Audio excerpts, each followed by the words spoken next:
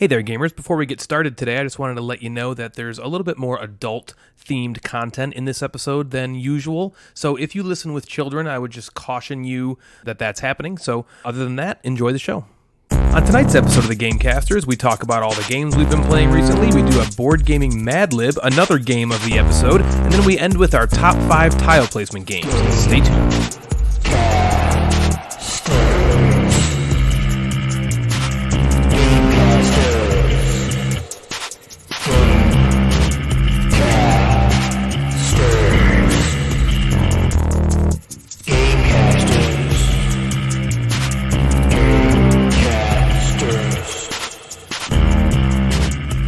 Well, look who it is. You again. Back for more, are you skeevy little voyeuristic board gaming pervs? I know you're out there listening, watching, scheming, starting your own podcast, laughing behind our backs as you siphon off our entire listener base. I'm not talking about anyone specific, Ben M. Ken. So it's been a while since my last monologue, 2 weeks in fact, and in that time things have gone from terribly depressing to downright horrifying. Oh, have you heard about the murder hornets? Oh, yeah. You know, Larry Johnson and Alonzo Mourning haven't started a crime syndicate. Nice. These are gigantic flying daggers that decapitate poor defenseless honeybees and then take the carcasses back to their nests for some weird, erotic, devil-worshipping, nightmarish, pornographic hellscape. Seriously, why were these things created if not just to strike fear in the heart of every wuss with an internet connection? That's me. Why can't we be hearing about some new strain of bunny that just spoons squirrels at night when they've had a hard day? Or like a bird that whistles songs from the White Album or something? Why is it always the most absolutely terrifying thing of all time? I, for one, am sick of it. And so how about we all just pop some Xanax and talk about board games for the next 2 hours or so? We are the cure for your early onset hypertension. We are the cure for your desire to listen to people talk about niche luxury items that nobody needs. Let us heal you back to normalcy while we regale you with games we've played, shows we've watched, and other crap that has no actual value in the real world other than to make you forget about the real world, which is in itself valuable. So please, sit back and yell into the void as we beat down your favorite game. Don't talk about that game you were hoping we would talk about in our top 5, and make fools of ourselves in the game of the episode. Let us free you from this prison of doom. So, Jeff, what shows have you been watching, man? Well, God, you're crazy. I finished Ozark. Me too. Which was really good. Yes. I don't want to spoil anything. I know, but that's okay. I saw the first episode, so I'm caught up. Okay, yeah, you're good. Season 1. Yeah, I thought yeah. season 3 was my favorite season. I loved. Yeah, it ramped up quick at Yeah, the season end. 3. I know. Did you hear that? Is it the bed? Yeah. Is that a hiccup? Are you hiccuping? No, almost? that was like a gasp. She's close. Well, don't do that, 'cause maybe that induces the hiccups. Before the show started, Natalie had a hiccup attack that I can only describe as like 10 screaming banshees. Just barreling down the basement. My hiccups are very loud. If I don't hold them inside, they're just like super annoying loud. No, I don't care that Oh, man. I also watched, we're going to go into Mr. Robot. Yes. So we got season 4 left. And great. then That's such a great show. Yeah, we also just watched it on Hulu, but it's on FX called Devs, DEVS. Devs. Like developers? Devs? Yes. I've never heard of like that. development, yeah, developer. It's got Nick Offerman, Ron Swanson. Yeah, Ron Swanson. And, Swan Ronson. which is hard to see him in anything other than Parks and Rec being Ron Swanson, but it's really good. It's like sci-fi. It's I don't want to spoil anything, but like basically this dude like kind of goes missing, and it's this girlfriend who's trying to figure out what's going on in this crazy tech company, and it's really good. Devin and I really liked it. We kind of cruised through it in about 2 or 3 days. It's only and what's nice is it's done. Like it was 8 episodes and it's done. Oh, okay, cool. It's a limited thing. It was over. So yeah. Yeah, we'll have to check that out. Yeah, Devs. There's another one I haven't watched it yet, but some of my friends told me it's really good, called Upload on Amazon Prime. Amazon. It's created by Greg Daniels, who did The Office. That's cool. I guess. Yeah. It sounds like he's like, they're in some like virtual reality like world. I've heard good things. Plug into or something like that. Yeah, me too. Yeah, I saw the intro to it on Amazon Prime the other day. Like I was just flipping through. You know how you just flip through and you never there's like a million things to watch, but you can never land on one. That was one of them, and I didn't realize it was a Greg Daniels show. Because because they've done The Office, Parks and Rec. Well, I don't know if Greg Daniels did Parks and Mike Rec. sure did. Mike sure did. And he did Brooklyn Nine-Nine. Have you seen that show? Yeah, it's really funny. I heard that's really funny. Mike Schur That's did. another Mike Schur show. He did The Good Place too. Mike Schur show. Yeah, Brooklyn Nine-Nine's great. It's really funny. That's cool. So we finally, everybody out there, Jeff, Natalie, me, Donkey Kong Madigan, and Deepwater. Deepwater Deepwater Joe. Yeah, we finally got on to Tabletop Simulator, and we played a game of Forgotten Waters together. Yes, we Our did. first virtual game with other people. I had the best time doing it. I don't know about you. I kind of want to find out, Jeff, how you felt about it. I know the game was long, but it was so fun, right? It was really fun. It was fun. It gave me like a little tiny bit of sense of like normality, where it was like, oh, this was cool. It kind of, obviously nothing matches us just like hanging out and sitting together, but this was a close equivalent. It was cool to just like be able to laugh and joke and then look at the board and then go back to Zoom and watch us like reacting to funny things. Yeah. And Like while they're reading watching the script. me and Jeff were pantomiming literally everything that it was came out ridiculous. of the app's mouth, and I mean, I don't know that's what we would do normally. yeah, I don't know if anybody was actually watching it other than maybe the two of us. I was It was watching funny. it the whole time. Yeah, I I was took watching. a short video. Oh, of one boy. part. Yeah, maybe we'll put that on a story. And with the tabletop, I've never done that before. So I never did tabletop or Tabletopia, and I didn't realize that it's not like an app. Like it's not like the thing runs the game for you. Like you have to run the manipulate game. everything. It's like you're at the table. Yeah, which I think is kind of cool. It was tough to get used to, just like the controls and how to like move and zoom in and check things out. But once you kind of get the hang of that, it was cool. Yeah, but let me tell you something. Yeah, I was I've saying. played Tabletop Simulator a bunch over the years, and you guys, I was so surprised. So I was kind of like, okay, this first play is going to take forever because I have to teach, Jeff, Dave, and Joe all how to use Tabletop Simulator. You guys caught on instantly, to your credit, and I was like, oh my god, they basically get it, right? I mean, you're all three young people who know about computers, so it's not like it's that difficult. But still, that system can be a little cumbersome when you're first getting the hang of it. It's just weird, like anything you're learning that's new. But I don't know. To your credit, I thought we were up and running really quickly. Yeah, it was fun. I had a blast. I'm ready to do the second part of that mission. Sweet. Yeah, Yeah, it's all it saved was and ready to funny. go for us. So we played Forgotten Waters. We talked about that last episode, and God, that game is so fun.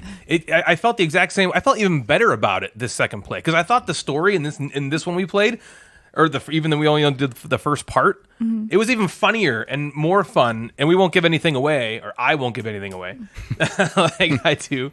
But there was some parts that made me laugh out loud, genuinely laugh out loud, just from the app reading to us. Yeah, I agree. And last time we played with just 2 players, and so that meant each of us got 3 pirates to use as like workers. But this time we only had 1, and we were wondering if that was going to make it boring because we were doing less in the worker placement part, but it didn't at all because I was just as invested in what you guys were doing. Yeah, so because it didn't you're matter that working I together. wasn't doing it. Right. And you get to talk about everybody's actions, kind of like, so if you take this action, we get to say like, oh, we should probably do this, we need that, and you're kind of Right. working together. But ultimately, I didn't think there was a lot of like meta, or not like meta, like all alpha gamers. I didn't think that was happening. I think we all kind of talked through stuff. It was really cool. Absolutely. And a lot of it was, here's what we can do. You make the decision. You know what I mean? Like whatever you want to do is cool. Here's how your decisions will impact the group, but it's up to you. Yeah. And I think we're all good at doing that. And I read that. So there's 5 scenarios that come in the base game. This is the second scenario, Jeff, because Natalie and I played the first one. Right. I read that the difficulty ramps up a lot starting with the third one. Oh, Oh, really? okay. I did feel like the first one was fairly simple. Yeah, and so far we're having a pretty simple time with this too. But again, for this type of game, and we're talking about Forgotten Waters here, this game to me is more about the experience than the difficulty. You know what I mean? Yeah. I care more about like, oh my gosh, we're about to fight this giant shark Right. than, like oh, Megalodon. I don't, it's got to be hard or, easy. Yeah. That didn't matter to me as much. You want to challenge. Absolutely, you want to challenge. And I do think the game provides that. But anyway, it was really just fun just to play with all you guys. Yeah, it was. And I can't wait till we do the next one. It was a blast. Yeah. So, Jeff, what games have you been playing, man? Well, I played. So real quick, I got the expansion of Underwater Cities to the table Yes. And I only sort of played it. So we played the game, but the expansion player comes boards, with right? the expansion comes with some different modules. So we didn't put all of them in there, or the big one. We did play with the new boards, which are awesome. And I hope mine are good, man. I'm really worried about that. So I know. So we talked about it, and for some context, the board has like 3 layers. So the middle layer on Ryan's board has this like little wobble to it. So when you put the domes down, it kind of like almost like buckles or bubbles in and out. Mine also kind of does that. Oh yeah. It didn't bother me playing. Okay. Everything sat fine, unless you're sitting there like pushing it in and out. Then that would probably bother you. But everything sat fine. The tunnels sat. The cities sat great. The little factories you put on the outside, those are It looked like your tunnels were perfectly flush. Oh yeah, they're like from your yes. pictures. They're like this looks great. Yeah, the tunnels are like perfect. And the cities that you put on the outside, or the metropolises you put on the outside, those are also very flush. That you're like building tunnels to, if you remember that in the corners. Yeah. And sure. that was so the boards were just. I was pumped to play with the boards. I was also pumped to play with the 3D printed submarines. Oh right. Oh, that's cool. As player pieces.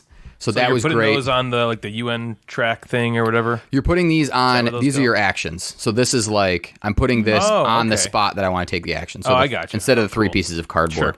Yeah. And when we were midway through, Devin was like, "I don't even remember what we used before." I'm like, "Oh, they're just pieces of I cardboard." can't remember either. Yeah, they're just pieces of cardboard. They're dumb. That's the way I feel about my kids. Like I don't remember life before them. Devin feels that way about the Yeah. about the Yeah. game component. And so what we did is we played with the like it's like a quick start setup sort of. So you skip the first round and then you get a certain resource depending on what tile you take. So there's 3 tiles. Whoever is last gets picked first, and it says, all right, you get to start with an extra city and these resources. And instead of the first round, you start with the second round. So it speeds it up a little bit. Ramps you up a little Okay. bit. Yeah. Does that cut And time off the game? It minor. I would say maybe 15 minutes. Nothing crazy. Yeah. And we then did. We have yet to play with the government contracts yet, so we did that as well. And everything was great. It worked really well. There was really no. Oh, we get new assistants. You remember the assistant card? It just starts. You get like a good or something like that. It's an action card you can take.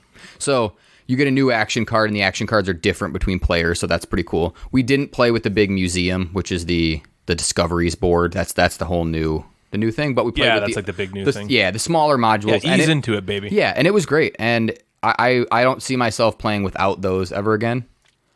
I'll see what the new Discoveries is when we play it. But it was a really good addition to a game I already really love. Yeah. That's awesome. That's cool, man. And I that's wanna one of your play it. favorite games. You got to pimp that sucker out. So, I know. Do that. Yeah. Well, it's on the board, so It's on the board. It's It got to get is. played. it's one of the games that'll be played In soon. the play later. again section. Yeah. Do you want me to go into in depth of something else we've played? Yeah, man. Let's Yeah. roll it. Okay. What you got? We played a game called Charterstone a few times. And yeah, Yeah, Charterstone. we had this at one point, and then we never played it. Yeah, and I was a little leery. So because of what I've heard with it being 2 players and people not necessarily loving it with 2 players, but Yeah. Charterstone is designed by Jamie Stegmaier and published by, of course, Stonemaier Games. So off the bat, everything's going to be really great quality. And it's a legacy game, plays up to 6 people. You can play it 12 times, and it takes about an hour a play, which is really great because sometimes with legacy games, they can get long, and then you're playing it how many times. But so an hour, 12 times, and then at the end of the game, you get your own specific special kind of worker placement game. But so it's a worker placement game where you're kind of developing a shared village. So you're on one board. Each player has a little section of that village. All those pieces are cool that someone must that have was pretty designed cool. their That own was cool. pieces. And so you have the shared village, and each player gets a little section of it, and then you are developing that area. Buildings are kind of cool. So as you build buildings, you're actually taking stickers off of the cards, and you're placing them onto the board. Okay. And the buildings are new action spaces for you to take throughout the game and later and during that game. So as I build more, I get more action spaces on the board. So are these action spaces right here that we got? on the Yeah, video? so that's like kind of what it starts with. It starts with like 5 big ones right in the middle called the commons, and those are like really large actions that you can take. So those are the big things like actually building a building or going to the market to get people and helpers to kind of help you, which have like cool special powers. It's doing objectives, and it's opening crates, which is a lot of the game. There's a lot of the legacy part of the game is opening these crates. And as you open crates, you get more cards and you get more buildings to add to the board. You get helpers to help you get more resources and stuff like that. And the buildings then start to ramp up. So as you just start, each section of the board starts with like just one resource. So if you're looking at the video, there's 6 different resources, and each section of the board has that one resource. But then as you add more buildings, then you can turn those resources into things. So the game really evolves as you play, just like any legacy game really does. There's different rules that get added, so you are taking stickers off of cards and adding it to the rule book, just like any other legacy game. You're getting rid of things, you're archiving it or destroying it. And I don't want to like obviously spoil. You don't want to spoil a legacy game, but it's good so far. We've played it 3 times, and we're enjoying it. And I'm really enjoying the fact that Devin is also enjoying it. It's not like a super flashy game. The components are great, but it's not going to be like this over complex worker placement. It's a very simple worker placement game. It's very friendly. If I put my worker on the space that gives you wood, and you want that space, you just put your guy in there, and I take my guy back. And all you're doing on your turn is you're either placing a worker or you're taking your workers back. And so the board is very friendly. There's not a massive amount of interaction between Devin and I in terms of gameplay, other than us like laughing to try to like create names of these people that we're finding and like trying, writing the silly names on these people. But the game itself has very little player interaction, but it's very light. I think if you're trying to get into a legacy game or you're trying to find an easy worker placement game that sort of evolves, this is it. It's really like put a guy down, get your resource, turn those resources into the gold cards, and with a small like with a legacy component. So I'm at the end of this game, I get something more going into the next game, or I can keep these resources for next game and start the next game with a little bit of advantage. How many times have you guys played, did you say? I think 3. We played 3 times. Okay. So we're into it. I have a question for you. Yeah. One thing I've heard about the game, you might not have played enough yet to know this. Yeah. I've heard there's some balance issues with some of the cards. Maybe they're helper cards, or I'm not sure exactly what they are. But there was a couple guys I was talking to some time ago when this first hit, and Natalie and I had the game, and we ultimately got rid of it mostly because we heard it wasn't great with 2. But there was a couple balance issues I heard about, and I don't know how unfounded this is or not. But a couple of the guys were like, I had this particular card, and there was nothing anybody could do to stop me from just annihilating everyone. Have you found anything like that? Not yet. I would think there are these things later called minions that, not spoiling anything, because in the directions it says you'll find out about these later. So I think maybe that's what you're talking about, is that there might be some balance issues with that, which I've also kind of looked at. I've also seen a lot of people just kind of debunk that, where they're like, well, just play differently. Like, figure something out. Just don't do that. Yeah, play to your strengths. Don't play to someone else's strengths. Where, and that's something, was it Rado that did that? That whole overpowered sort of... Did you talk about it wasn't that? Or was Rado. that Roddy Smith? Who is that? It was Rodney. Yeah. Okay, yeah. That the overpowered video. So yeah, I think that maybe I guess I can report back. I think what's going to be good about just Devin and I playing is we're not going to care about that. It's of course. Yeah. Of course. Also depends who plays. Yeah, it. I just for everybody listening, I just kind of want to. Yeah. If I was playing with 4, 5, 6 people and it was like game night, and then every night we'd had to go there and someone would just destroy us, yeah, that would be annoying. But when it's just kind of the 2 of us and we're just kind of playing for fun, it's going really well. So we're not taking it super seriously. What does Devin think about it? Devin likes it. Yeah? Yeah. Awesome. Well, because it's her first legacy game, right? So she's never encountered anything like putting stickers cutesy on. Little like you fill it, you're like building up a little like town and. Yeah, the theme is cool. You're just. It's very light. So the theme is light, where you're just like building this little city. You're not, with Clank being, more of a game that I would be like pumped to play because it's cooler and I like that theme. Like, this is very easy to get into, and it's she is liking the idea that like she gets to take stickers off and put them on the board. That is rules fun. are changing. That I'm taking stickers off and putting them in the rule book. That we're like destroying some things and putting them away, and she's getting buildings. So it's going really well. She's even suggested that we like one night we played, and then she's like, "Do you want to play it again?" I was like, "Okay." Oh yeah, Nice. like twice in a row in a night. Wow, Racked it up. So it Well, it it's is fun been- because it changes it up a little bit each time, so you're not like playing the same game 10 times in a row. Right, You're and I kinda, kinda like wanna- building onto it every yeah, time. and you want to see where it goes. Yeah. And it's not, not to like say the same thing over again, but it's if you're looking for like a heavy Euro game, this isn't it. Sure. It's not something that's going to be like, oh, I want to play something really heavy and in depth and thinky. This is not it. But Okay. if you want to get into like a light legacy game, you're sitting at home with significant other or family, it could play. I bet like a 10-year-old could play this game. I was just going to not ask like you that. Like, I wonder Yeah. like how the kids would have to be to try to play something How like much that. reading is there? there is not much. Okay. You can have Well, just maybe have not someone yet. read. Well, story. because Cameron can read. My biggest problem with Cameron playing games right now, he's 8, is his reading comprehension. So he can read stuff, but to be able to comprehend what he's reading in a way to make a strategic decision Yeah. in a game, I think is what's the next step for him. So I'm really wanting him to play like a next level Yeah. kind of game with me, but that's the one problem that I see. Nothing in this game is like private, so it's not like he has to read something on his own and then make it like everything's kind of Yeah. out there. So if Okay. he has a building and he's like, I don't know what this building does, which all has icons on it anyway, so it's like get this, get that. But if like you could always help him, be like, this is what this building does, or this is what this little person is doing. This person gives you an extra point for going to this spot. So I don't think it's very like reading. It wouldn't be difficult for Intensive. Cameron, I think, to make some decisions. Cool. So is it competitive? Like it's yeah, not cooperative? it's not cooperative. Yes, it's Right, competitive. So And- it's just like at the end somebody has more points? Or? yeah. So at the end of game 1, I won. So then you Okay. get for every 10 points you get these little stars, and you fill out on your box how many stars you got. The more stars you get, the better stuff you get later.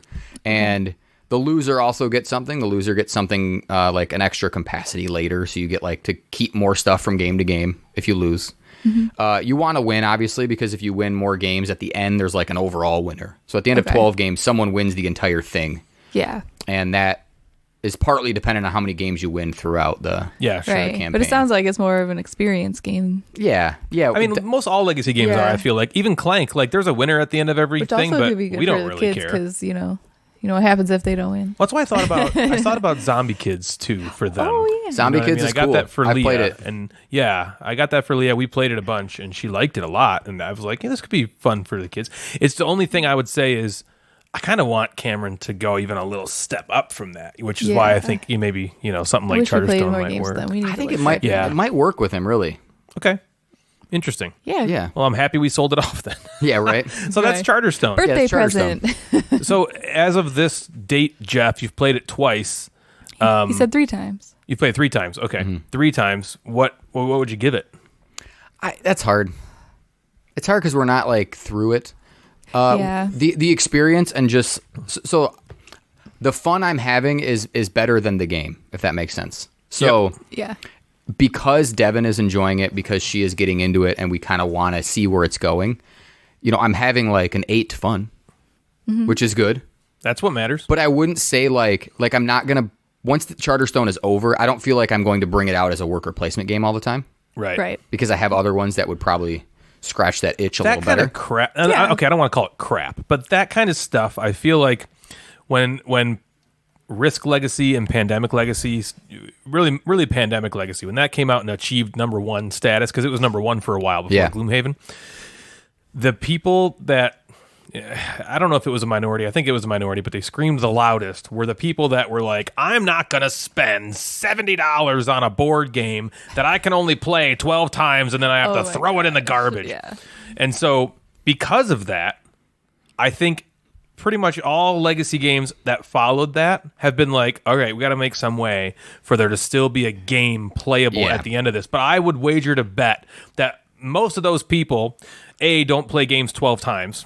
Yeah. It's just how the world is in board games. And B, when they finish the legacy game, they're going to be like, well, this was an experience I went through. Yeah. I'm not playing this game 12 times, necessarily because the game is so good. And I'm not even saying that's a bad thing about legacy games, but I know that when Natalie and I finish Clank, we're probably not going to reach for it. Right.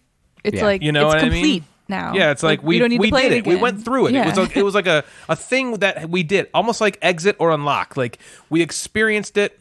It was awesome. It's done. Let's move on. Yeah. You and know, that's where I'm at. If when we play this 12 times and it's done, I'm going to feel complete. I'm going to feel okay.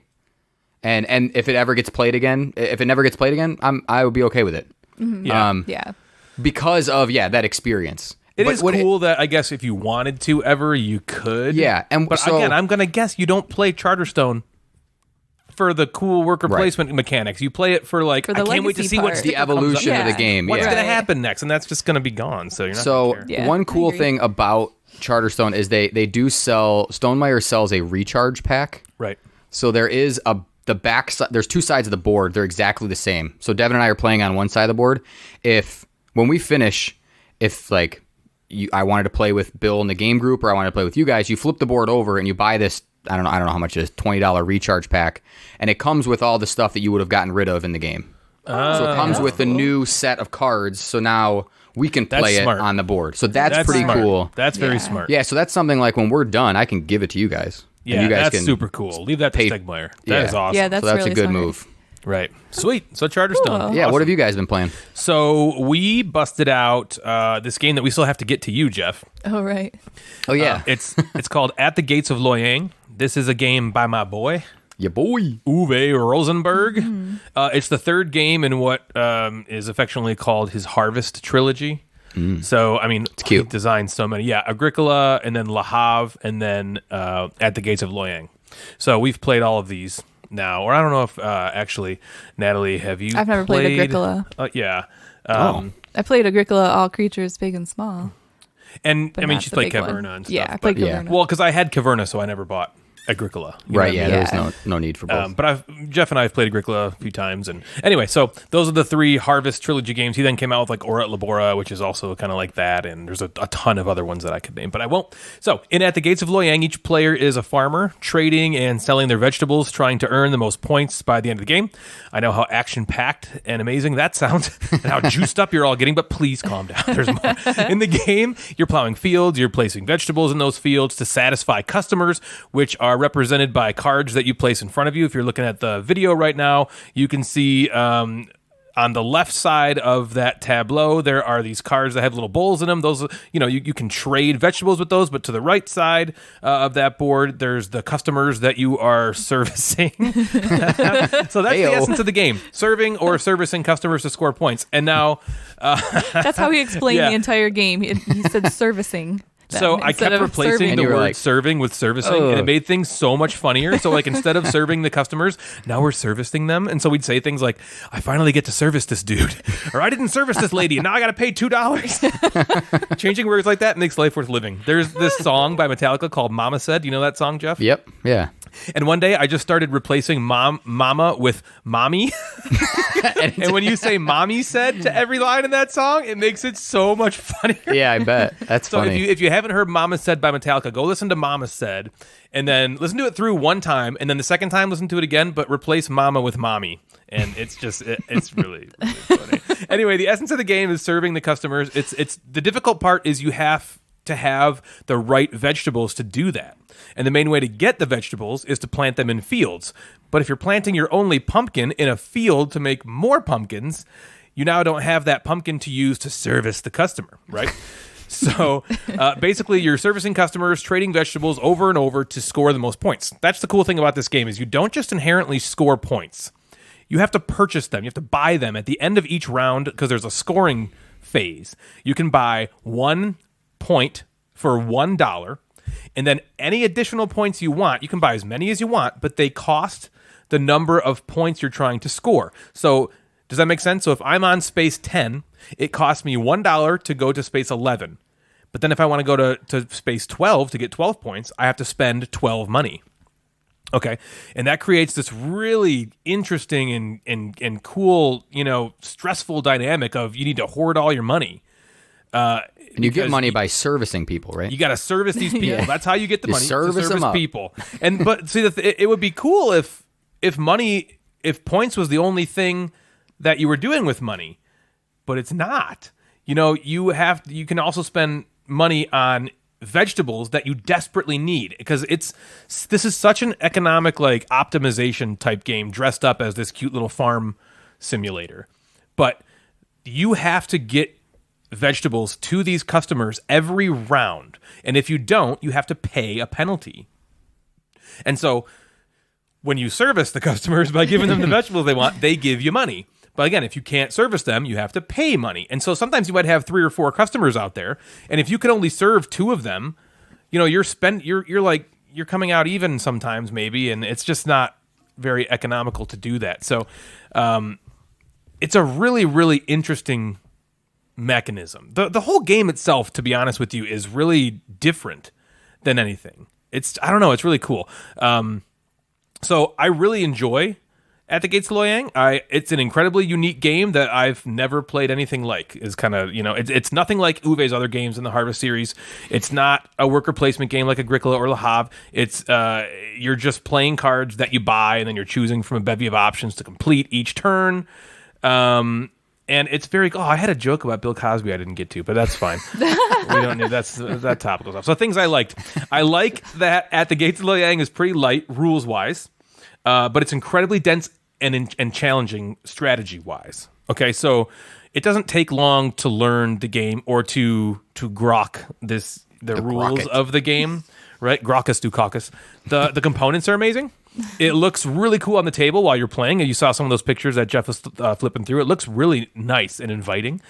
Building out your tableau, placing more and more vegetables in the fields. It just looks cool and satisfying. I really like the puzzle of figuring out how to get the vegetables that I need this round to service customers.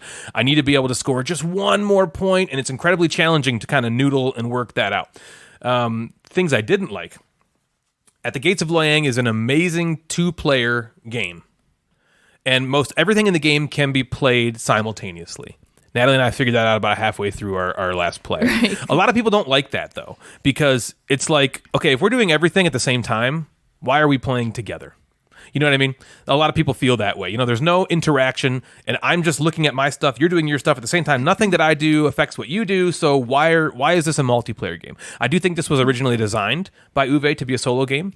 Anyway, but I love that part about it. Well, I felt like the opposite of that, where you were sitting there trying to figure out what to do, and I'm just sitting there, and then when you finally figured it out, then I had to do it. Well, and I was like, point. Why can't we both just do it? Yeah, that's the point. Yeah. Because nothing's happening while I'm doing my turn. Right. So it's like, why are we playing this together, right? Yeah, so, there's not limited resources or anything, right? There's nothing. Right, there's nothing that he would do that would really affect me. There are a couple things. But if that helper came cards up, that can affect the other player, we wouldn't do that. But yeah. But so basically, before we would take a simultaneous turn, we would just look and be like, okay, do you have a helper card that affects me? If you don't, and I don't, then we can take our turn together. Mm-hmm. And so that speeds it up. So this is a really long-winded way of me saying what was potentially bad about the game is the downtime.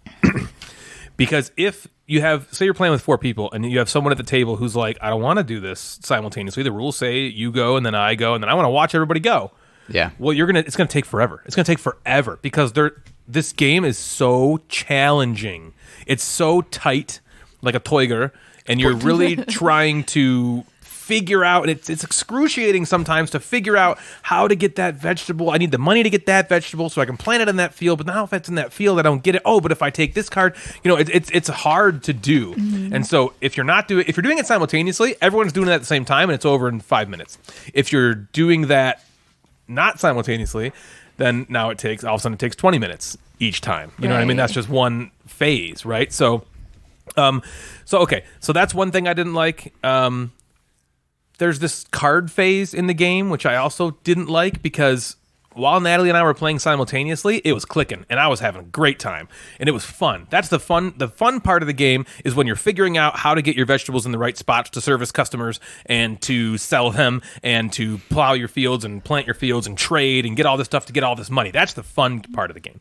But before you get there, there's this card phase, because everybody plays 2 cards on their turn. So we each draw a hand of 4 on our turn, and then you're playing 2 of them. But you don't just get to pick 2 from your hand and play them, if you remember this, Jeff. You play 1 to the table, and that's like a shared thing. Natalie can then take that card if she wants to. I do kind of remember that. Yeah. Sounds right. You have to play 1 from your hand and 1 from the table. You can't play 2 from your hand or 2 from the table. That's hard when you have 2 in your hand. You're like, I want both of these, and you can't. You just can't have that. But unless you place a card down and hope the other player doesn't take it. That phase just kind of stops. You know, you're like going along doing all this awesome stuff, and then the card phase happens, and it's just like, now we stop, and I got to figure out what cards to buy, and then I got to wait for Natalie to figure out what cards to buy, and then we're sitting there, and then that's over. It's like, okay, cool, now we're going back to the awesome fun part again. So I don't really like it. Looked really it's cool on paper. When you read the rule for that card thing, you're like, wow, that's super unique, and it is. I've never seen anything like that before, and that's true. It is unique, and it's cool, but I found personally that in practice, I just that was my least favorite part of the game. I didn't feel that the game was designed bad or anything like that. I just didn't like that part as much. So I thought, and I also thought the game was a bit too challenging. A bit. The challenging to fun ratio was a little bit too high in favor of challenging. That's just a personal preference. That's, again, not anything against the game. There's those games where you're playing them, like Terra Mystica is the perfect game for me to say this with, because it's right in my sweet spot, where it's hard enough, but it's so much fun for me to figure out what to do. It's so much I love that. It's right in that sweet spot. This game is a little bit, makes me feel dumb. You know what I mean? Where I'm like, why can't I figure this out? You know what I mean? It's just a little bit. So I'd say if you enjoy multiplayer solitaire games by Uwe Rosenberg especially, that are light on rules but heavy on strategy, which Natalie and I both like, this is a great game for you. It gives you a clear idea of what you need to do. It's just the getting there that's extremely difficult. The game punishes mistakes. And I can see you get in a position where you're just completely screwed, unable to recover. And that would be very frustrating. It didn't happen to me in our play, luckily, but I felt the entire time like I was kind of teetering on the edge of being completely screwed, and I didn't really enjoy that feeling. I still think I'd rate this one like an 8 out of 10. It's very good, well-designed, and I like it. What do you think?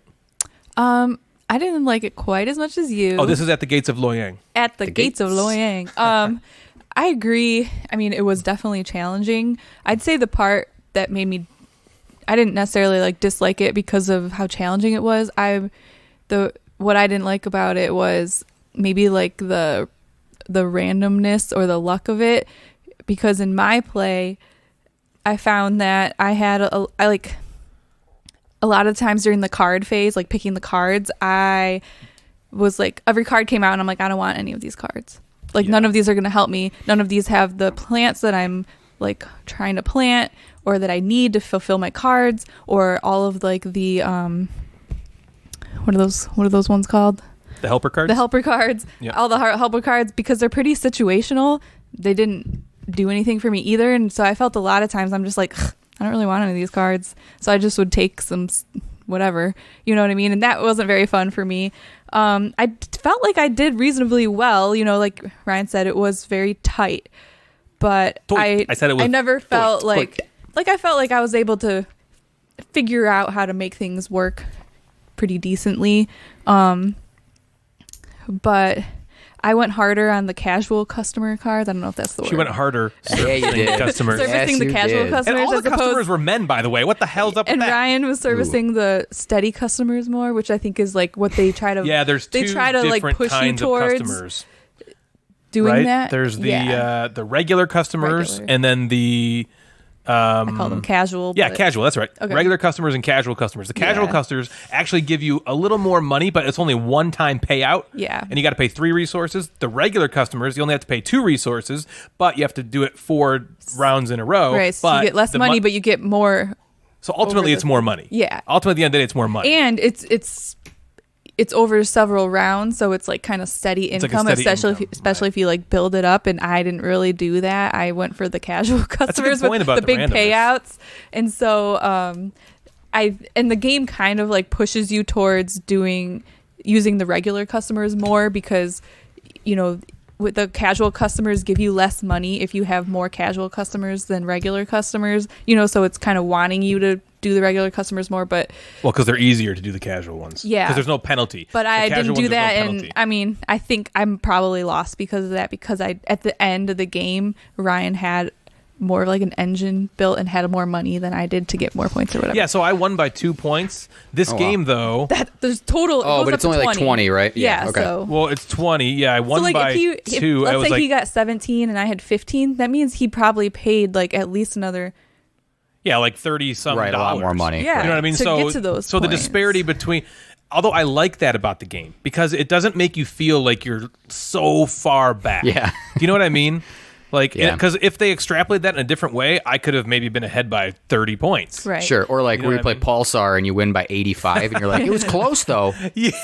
Right. Yeah. Yeah. Like, so games like that sometimes. Yeah. You did that to me, Jeff, in Palaces of Carrara the first time we played. Do you remember that? Yes, I do. You like lapped us. And you were like 100 points ahead. And I read that happens in the game because it's a race game. But still, that has a tendency to make you feel bad. So I do think I like that scoring mechanism. Probably the best at the Gates of Loyang. Yeah. So that's at the Gates of Loyang. Did you give it a rating? No. Well, I think it's good, not great. I'm gonna call it a 7. I felt like if I played it again, I probably would have the same amount of fun. Like I didn't, feel like have that feeling of like, oh, I can't wait to try it again to like do better. I was kind of like, That's a bummer because I did offer because you have a copy for me. So we got this game on some deal. So we ended up just buying 2 of them. Yeah, it was like $24. I did offer that I would take your opened copy and you can return the unopened copy if you want. If Natalie didn't want it anymore, I'm gonna try. I'm gonna keep it and try to get her to play again. I don't like hate it. I mean, I said it's good, not great. It's just not like my favorite Uwe game by far. I like a lot of his other games way better. Isn't it crazy? Like Uwe is known for all these like polyomino things, but then At the Gates of Loyang is a great game and has nothing to do with that. It doesn't seem like it would be that, because with a game like Bonanza, which is right, I mean, he did Bonanza for crying out loud, and Mamma Mia, and then he did his whole harvest things, where like Agricola Caverna or at Labora, at the Gates of Loyang, Fields of Arla, Feast for Odin. Yeah, people always say a feast of Odin, like they're eating Odin. A feast of Odin. Odin tastes delicious. I'm a god. A game about cannibals. Or even Glass Road or stuff like that. Glass Road's good too, man. It's good, man. Even That's those, a good game. Meadow ones are like very like... Well, so those are the polyomino ones he's talking about. Oh, okay, yeah. Yeah, so then he kind of shifted. Once Feast for Odin and Patchwork and stuff like hit, he's done a spate of... Yeah, he's just awesome, dude. He did Nova Luna too, awesome. right? And Nova Luna, yeah. He did Nova Luna, right. Yeah, he's good. So anyway, that's it. That's At the Gates of Loyang. What else you got? Yeah, what about you? Bro, Sophina. I played a game called Dragon Market. Oh, I wanted that at Gen Con so bad. That's right, you wanted so to keep it... It's blue-orange, right? Blue-orange. And I realized I have a lot of blue-orange games. Yeah. And I think because... Do you mean by the publisher or games that are just like bluish-orange? Yeah, bluish-orange. No, by the publisher. And I think it's because as I look through my collection, I have a lot of games that play good with like family because of my students. So I have a lot of blue-orange games that are good. They make a lot of good family / like gateway sort of games. Yeah. Yeah. And that's great. I think like probably what's their heaviest game? Maybe like photosynthesis. Photosynthesis, like that might probably be the. And that's recent, man. They were only like kids games for a long time, and just recently they've kind of gotten into the more light to midweight. Yeah. So this is definitely light. There's no like I'm appealing to people who are again in quarantine, sitting at home with a couple kids. You could play Dragon Market easily a couple times in a night if you want. So Dragon Market it's an abstract pick up and deliver game, and the theme is players are picking up gifts to deliver to the princess's wedding. If you were curious, I was. And so if you're looking at the pictures, you can kind of see the board. If you're not, I need you to imagine a 10x10 grid, and the 10x10 grid, every player starts in the corner, and the corner is a dock. This looks like a penis, and it does, yeah.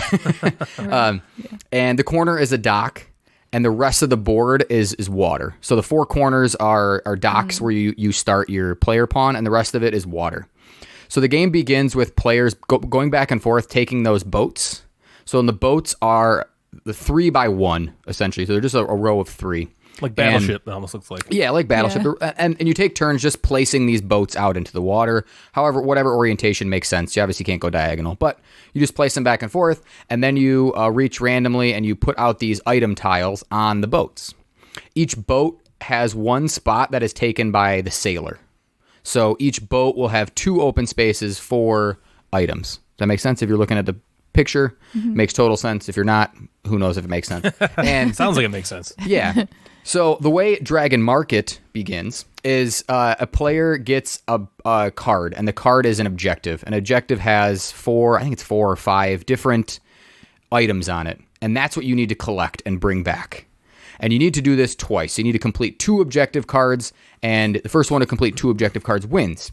And on your turn, you take these 2 dice and you roll them, and the dice tell you how many action points you get that turn.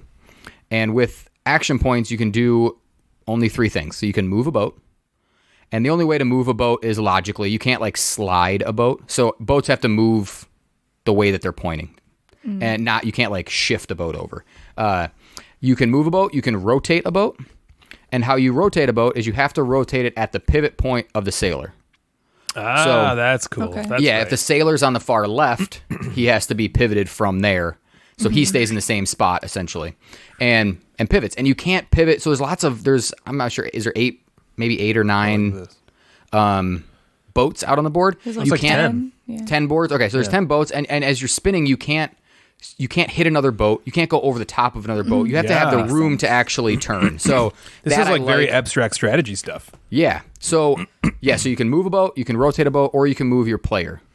And the player piece can only move on boats. So you're trying to like boat hop essentially across the water to pick up all these. Oh, it's like goods. Jobby Nooner. Yeah. Yeah. And as you're hopping, you can't go over the sailor, so the sailor blocks a spot.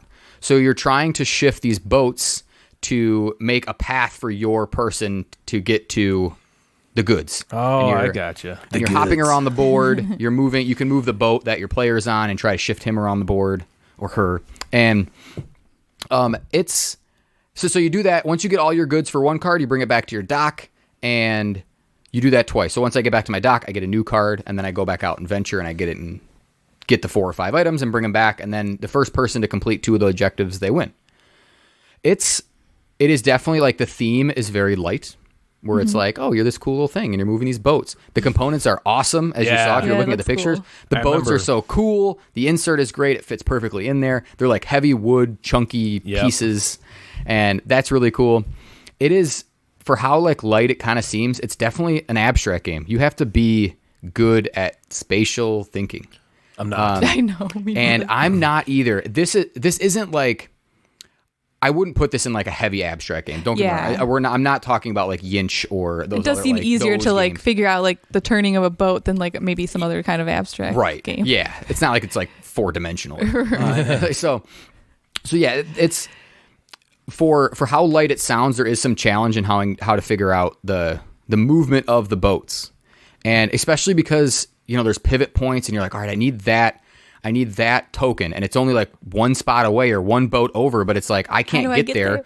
I have to use 8 movement points to like shift this boat out of the way so I can bring these things back. And every time you get on a spot with an item, if it's yours, you can take it. So that's pretty. So you can, if you somehow plan, you can pick up maybe multiple on the same turn, but you still have to bring them back.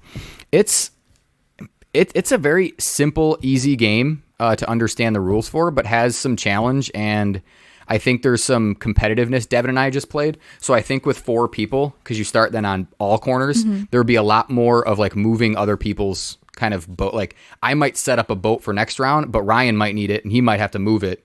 And now I'm stuck having to then move it back. That sounds frustrating. There might be more of that in a 3 to 4 player game. Getting each other's way. Yeah. It was, Devin and I had fun. We finished in 20 minutes. Oh yeah? 20, 25 minutes. Sweet. And yeah, like you could play it over and over again. I would say there's two things I maybe didn't like or had some downsides. One is, so you take these dice and you roll them at the beginning of your turn, and it tells you how many action points you get. And the variation's not much. It's either 6, 7, or 8. So those are the action points you get. But these action points are very important. So like if I'm consistently rolling 7s and 8s and Devin's rolling 6s, I'm moving more than she is. Yeah. Just like Just because just randomly. That could So- be frustrating if you were just rolling bad consistently. yeah, that can be annoying. There is a little bit of mitigation where if I decide not to use an action point, I get this coin, and then I can turn in coins on future turns to move more. So that's a little bit, but we never found ourselves not using action points. We wanted to like set ourselves up for later turns. And I won by 2 moves. Devin wins on her next move. She already had her boat set up. She had her boat set up to just walk into the thing. I just happened to get there one turn before, even just one move. So if she rolls an 8 instead of a 6 on her previous turn, she wins. She wins. Yeah. Yeah, the other thing that could be annoying, which wasn't annoying for us, but you could luck out by having your resources very close. The items that you need to get, it could end up being on the other side of the board, and you have to move a boat closer to you. But I think that's just random. That's like there's 2 of each resource, so it would be really annoying if they were all the way on the other side of the board. But Well, it sounds you like have it's short enough and light enough that hopefully that doesn't bother you too much. Yep, Yeah, randomness is okay as long as the game length is not ridiculously. Right. yeah, and these complaints are minor, especially for like a family abstract game with great components, a cool theme, and yeah, it was good. I would check it out if it sounds like if it's a game you want to maybe get your kids into. I might give it over to Joe and Jen and see if they want to play with their kids. See if Delaney wants to play, and she's 10. Did Devin like it? Yeah, Devin was like, it was cool. It's funny, we Now she's more into the heavy games. so it's fun. So we usually play about 3 times a week, and 2 of the times we'll play like a game, like a heavy game. We'll play, we played Underwater Cities, we played Charterstone. These are more of a games. And then she always refers to like our last game of the week as like, we want to play some piddly dink. Let's play some piddly dink game. Piddly dink. So play some piddly dink game. Just a little piddly So dink. That should be how we describe those games now. Yeah. Yeah, They're not. Yeah, they're I don't piddly want dinks a now. dink They're not game. fillers. yeah, it's It's just like between sounds a worse than filler and right? like a medium game. Or piddly like, dink. Yeah, that's piddly exactly what it is. Like, right. I want to play a piddly dink, and it's like 25 to 45 minutes. Piddly dinky doo. So it's like, under an hour. That cute. kind of just like light, easy want sort of Yeah. game. Go. I don't want Cool. to call anything a piddly dink game because I feel like it like degrades it, but It does sound mean. It doesn't mean it's sucky. It just means it's light and Yeah. simple. It's not a real That doesn't thinker. sound derogatory in any way. no. So I'm not calling Dragon Market a piddly dink game, but Devin it's light, easy, Yeah. and I think it would work. Well, we really like lots with of games like that, family. especially like if we're playing like at night on a work night or something. Like that's the game you want to play because you don't Yeah. want to hurt your brain or you're too tired or whatever. So like, Yeah, I those think you games get are Cameron fun. to play it. I think Cameron would play it. Awesome. 'cause Yeah. He knows how to. Yeah, Yeah, he I'll, can do I'll that kind of hand it stuff. off to you guys. Maybe when I get at the gates of Loyang, I'll hand it Yeah. to you. Okay. Yeah, one of these days in the next year. Yeah, right. Okay. Dragon cool. Market. Yeah. Sweet. Awesome. So we played a Cosmos game that's been a buzz for a long time. In Ryan terms, it's been a buzz for a couple hours, but really in real life, it's been months.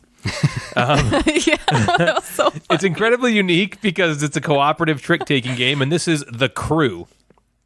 Okay, there aren't many cooperative trick-taking games around. I'm aware of The Crew, and there's that new Fox in the Forest duet. I think is cooperative. Anyway, this is really interesting. But basically, there's 50 different missions to complete. So the missions are how the trick-taking makes it work as a cooperative game. Because when you think trick-taking, you're like, well, how could you do that cooperatively? Because if I play a trick and I win, don't I win the trick then? Right. Well, the way this works is you're not playing against the other players, but instead you're playing to achieve a shared goal. So basically in the game, there's 5 suits. Each mission, there's an objective, which is usually just winning a trick with a certain card in your hand to satisfy its requirement. So if you're looking at the picture here on the screen, you can see in the kind of the bottom left hand corner there's like a green 6, and that's a littler card. And on the right hand side of the screen, there's the bigger cards. So the bigger cards are what's in your hand. They're either going to be one of those 4 colors or a rocket, and a rocket is just a trump card. And Just trumps everything. yep, a trump card that trumps everything. Thank you. And so on the card, the little cards are the same as the big cards.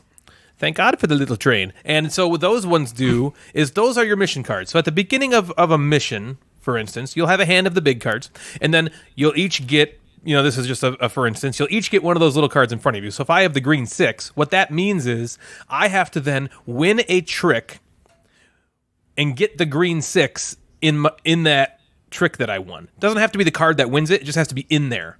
And it has to be in front of me. If Natalie wins a trick that has the green 6 in, we fail the mission. Does that make sense? Because I have the green 6 card. So there's 50 of these, and they're different in terms of how they work. So like the very first mission, I'm not going to spoil a ton. The very first mission, you just have to complete one of those mission cards. So I will get the mission card. It's that green 6. Natalie and I have to figure out a way to get the green 6 in a hand that I win. Okay? The other trick, haha, pun intended for sure, is we can't speak. So we don't even know who... We can't talk to each other. The only communication we're allowed to do or to give, we each have this little communication token. Before a trick begins, we can pick any card in our hand and lay it face up on the table.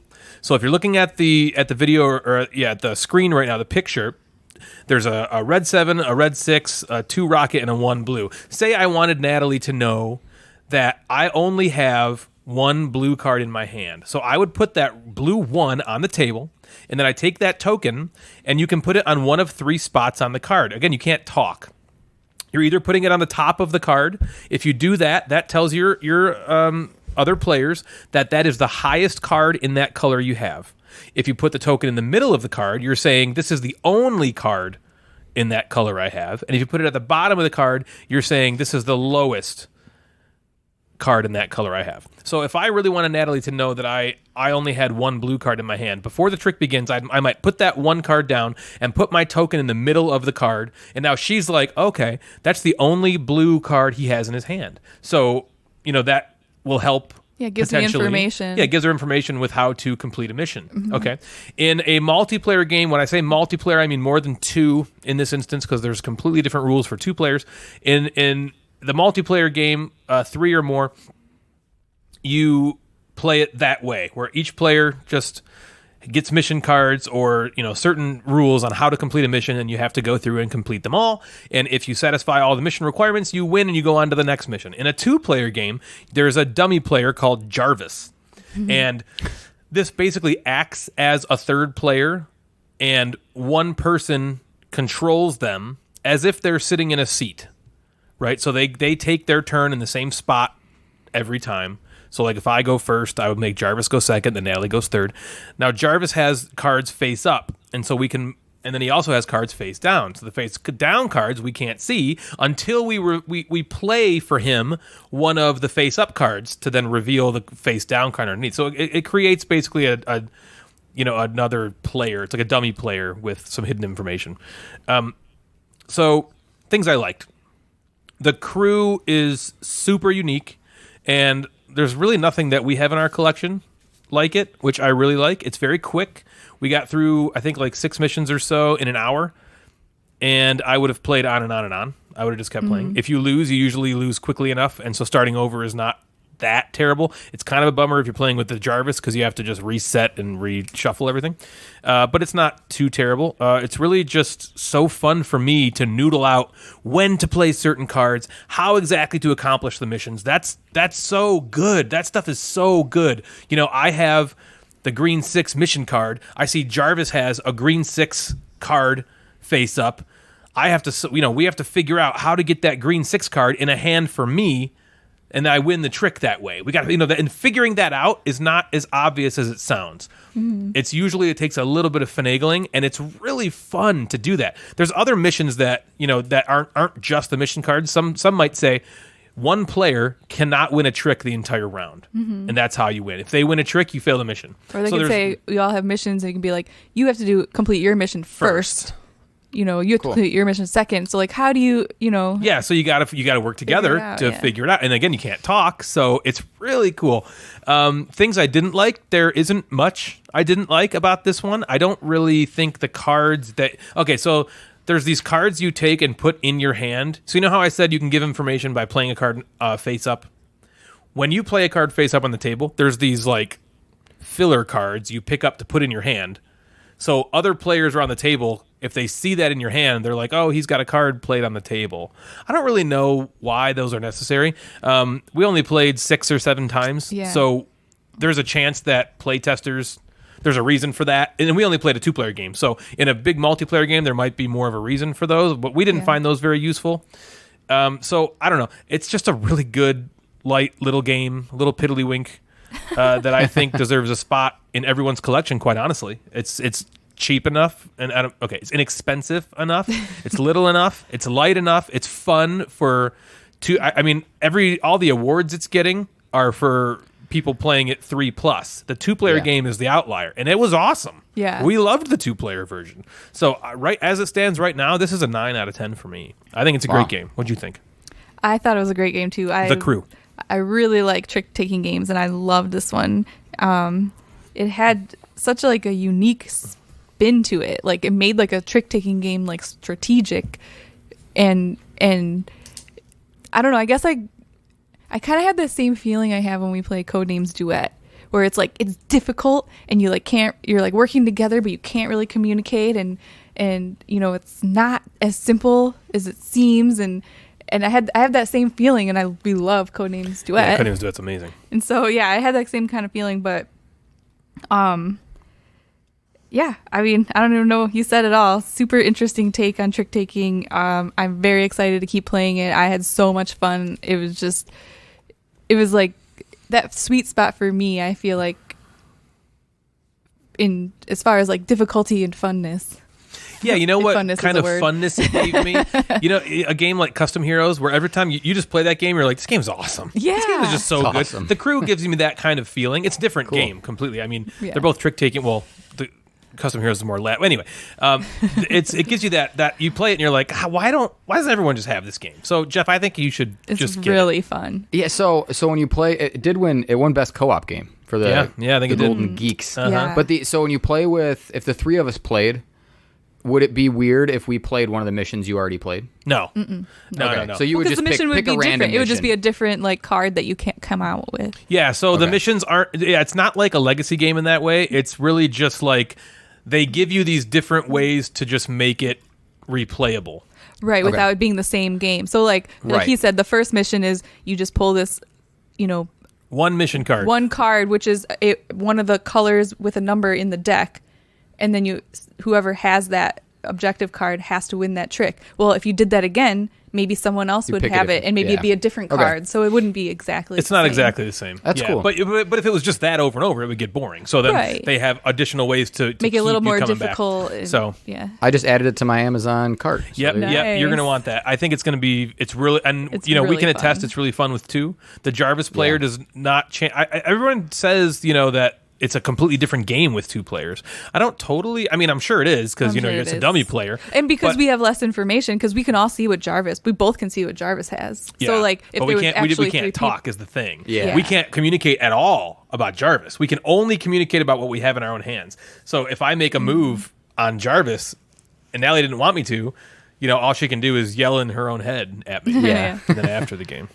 Cool. It sounds fun. So those are some really games we have been playing lately. So this brings to mind something I am very passionate about, and I wanted to introduce a new seminar that I'm starting, and it talks all about the practice of self-hindrance. Yes, you heard me right, self-hindrance. It is the opposite of self-help, defined as the action or process of worsening oneself through the frivolous spending of money on things you don't really need. In other words, fun. Yep. This all came about one day. I was standing in the kitchen and I was deciding what to have for breakfast. And I opened the freezer. Staring right back at me was this half-gallon of Caramel Delight ice cream. A spark started to grow in my brain. I listened to it and it said, hey, you're a grown-up. If you want to eat ice cream for breakfast, you go right up fucking ahead and you eat ice cream for breakfast. Yeah. So I grabbed that carton and tore into it like Joe Exotic with one of his many husbands. Whoa! The idea for the seminar was then born. I had another conversation with Jeff about how he's reappropriating the money he's been saving due to the quarantine into board games.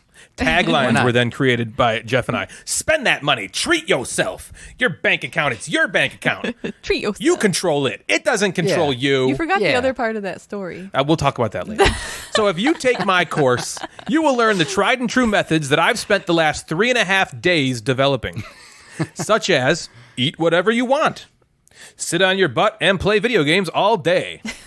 And my personal favorite, don't shower unless you need to pleasure yourself without your wife knowing about it. Yep. So for just $100, you too could learn the art of self-hindrance. What are you going to do? Let bills and relationships get in the way of your good time? Self-help is for losers with no money and families who love them. Take my course. F it. Spend it. That was our tagline, right, Jeff? F it. Yes. F it. Don't take it from me, though. Here are some quotes from some actual people who have already been living the Hindred lifestyle. Jeff says, wow, having no money really told me who my real friends were. Yep.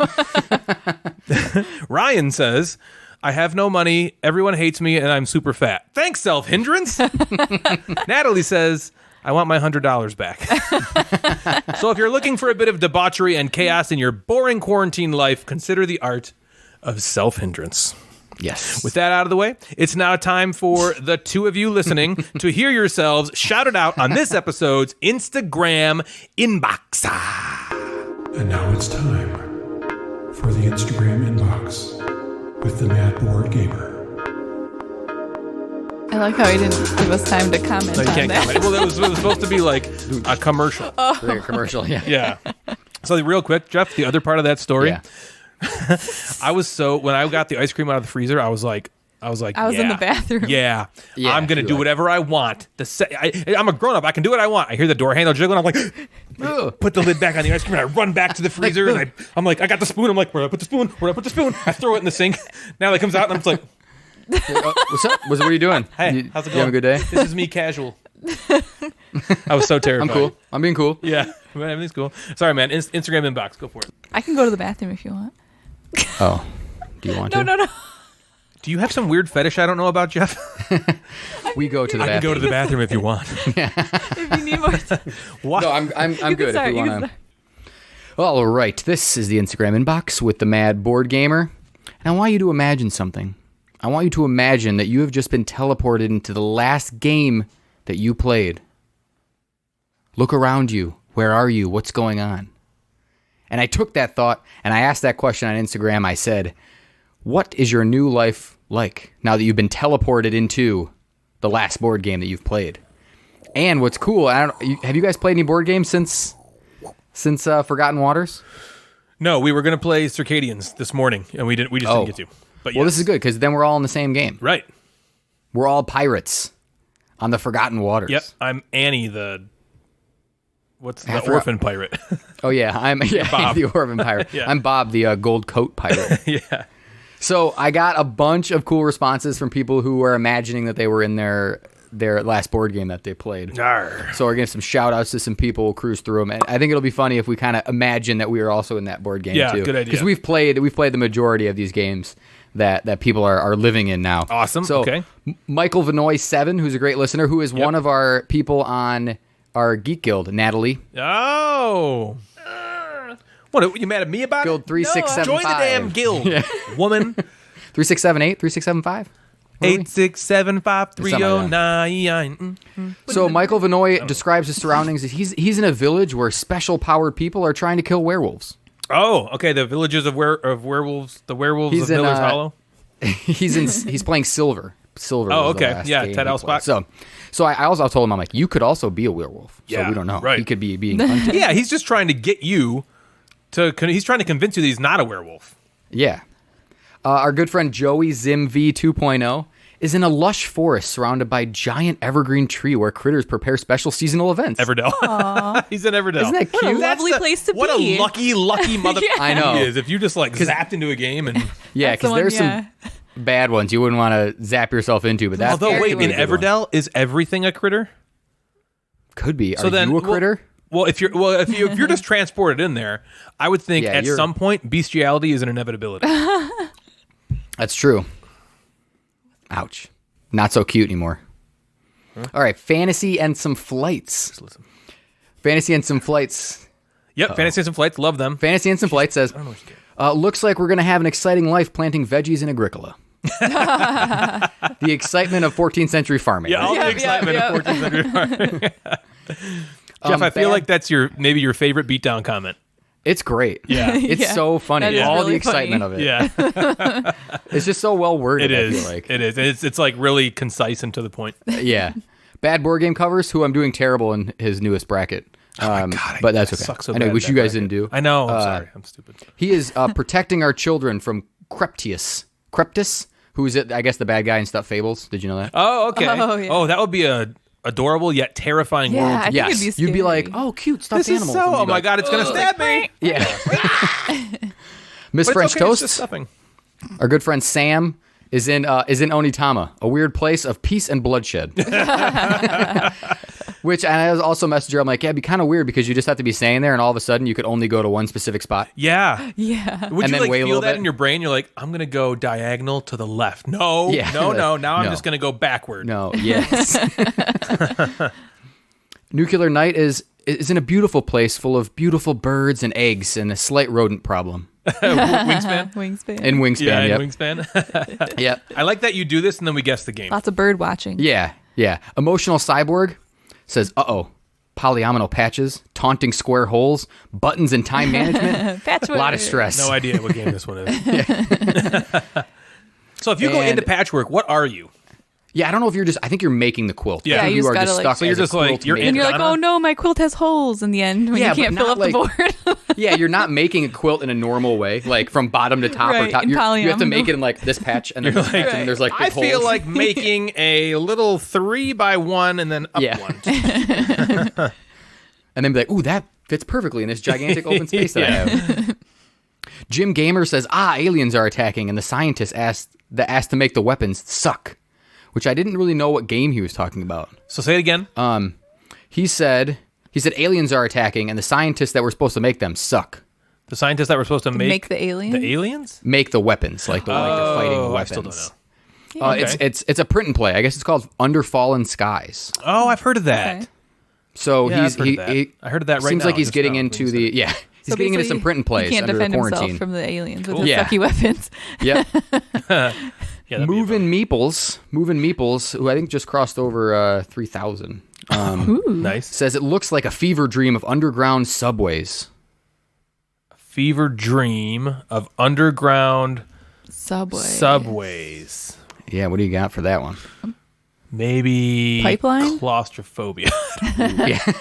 Metro X. Have you heard of Metro X? Oh, no. It's a roll and write or a flip and write. No. I think you're like it's I think literally. I I think heard of it, I would never have guessed it. the paper. Yeah, the paper is like subway lines, and I think you're filling out the subway lines. Oh, So are okay, you gotcha. when you're like transported in there? Are you just like, holy shit? There's subways all over the place. I gotta get out of here. I'm on the third It's like rail. a maze of I subways. think so. Yeah, it's just like flying around. Yeah, don't know how that to would be get home. terrifying. So our fellow gamecaster NM Tyson. She responded. Did you know she responded, Ryan? Yeah, I did, but I didn't tell him what it was. She was just like, how do I make it type more words? Well, I had to split it into two. Oh yeah, got you did. Off. Oh, I'll read it all. Don't worry. So Natalie says, "I'm an uneducated pirate, Peg Leg Sue, that bet against Deepwater Joe in a brawl with Murderface. I lost everything, and now I have to go by my alias, Benedict Cumberbatch." That's really awesome. Yeah, that's great. That is great. No one has any clue what the hell we're talking Yeah. about, but that's really We funny. played Forgotten Mr. Waters. Yeah, play Forgotten Waters. Yeah, No. inside. Mr. Days 1607 is living in Jamaica because he played Jamaica. Oh, that's Wow, a But nice he's living place what a to lucky be. son of yeah. Yeah, but you know the what? thing You is, he's deserve living that, in- Lewis. Good job. Yeah, he lives in a pirate. He's a pirate life though. He's got to be a pirate Sure. in Jamaica. Oh, they're pirates. Yeah, but it's paradise. I know. Right. Beautiful. There's probably lots of rum. Trivia Geek is in the middle of a conflict of factions in an alternate universe version of post World War I. Mechs. You know what game that is? Wait. World War. Oh, Scythe. Yeah. So he's living inside. So that's not great. That's not where That you want sounds to a get. little terrifying Yeah. too. You're just kind of Yeah, you're kind that's of like at first you're like, oh, I'm in Agricola. Okay, I can do Yeah, this, and then you're like, what's this giant machine? And then coming he's to like, destroy- yeah, yep. The McMeeples say life looks the same, just living in Coimbra. Yep. That's funny. Board game snobs. Gabi. This is a good one. Gabi says everyone has huge heads.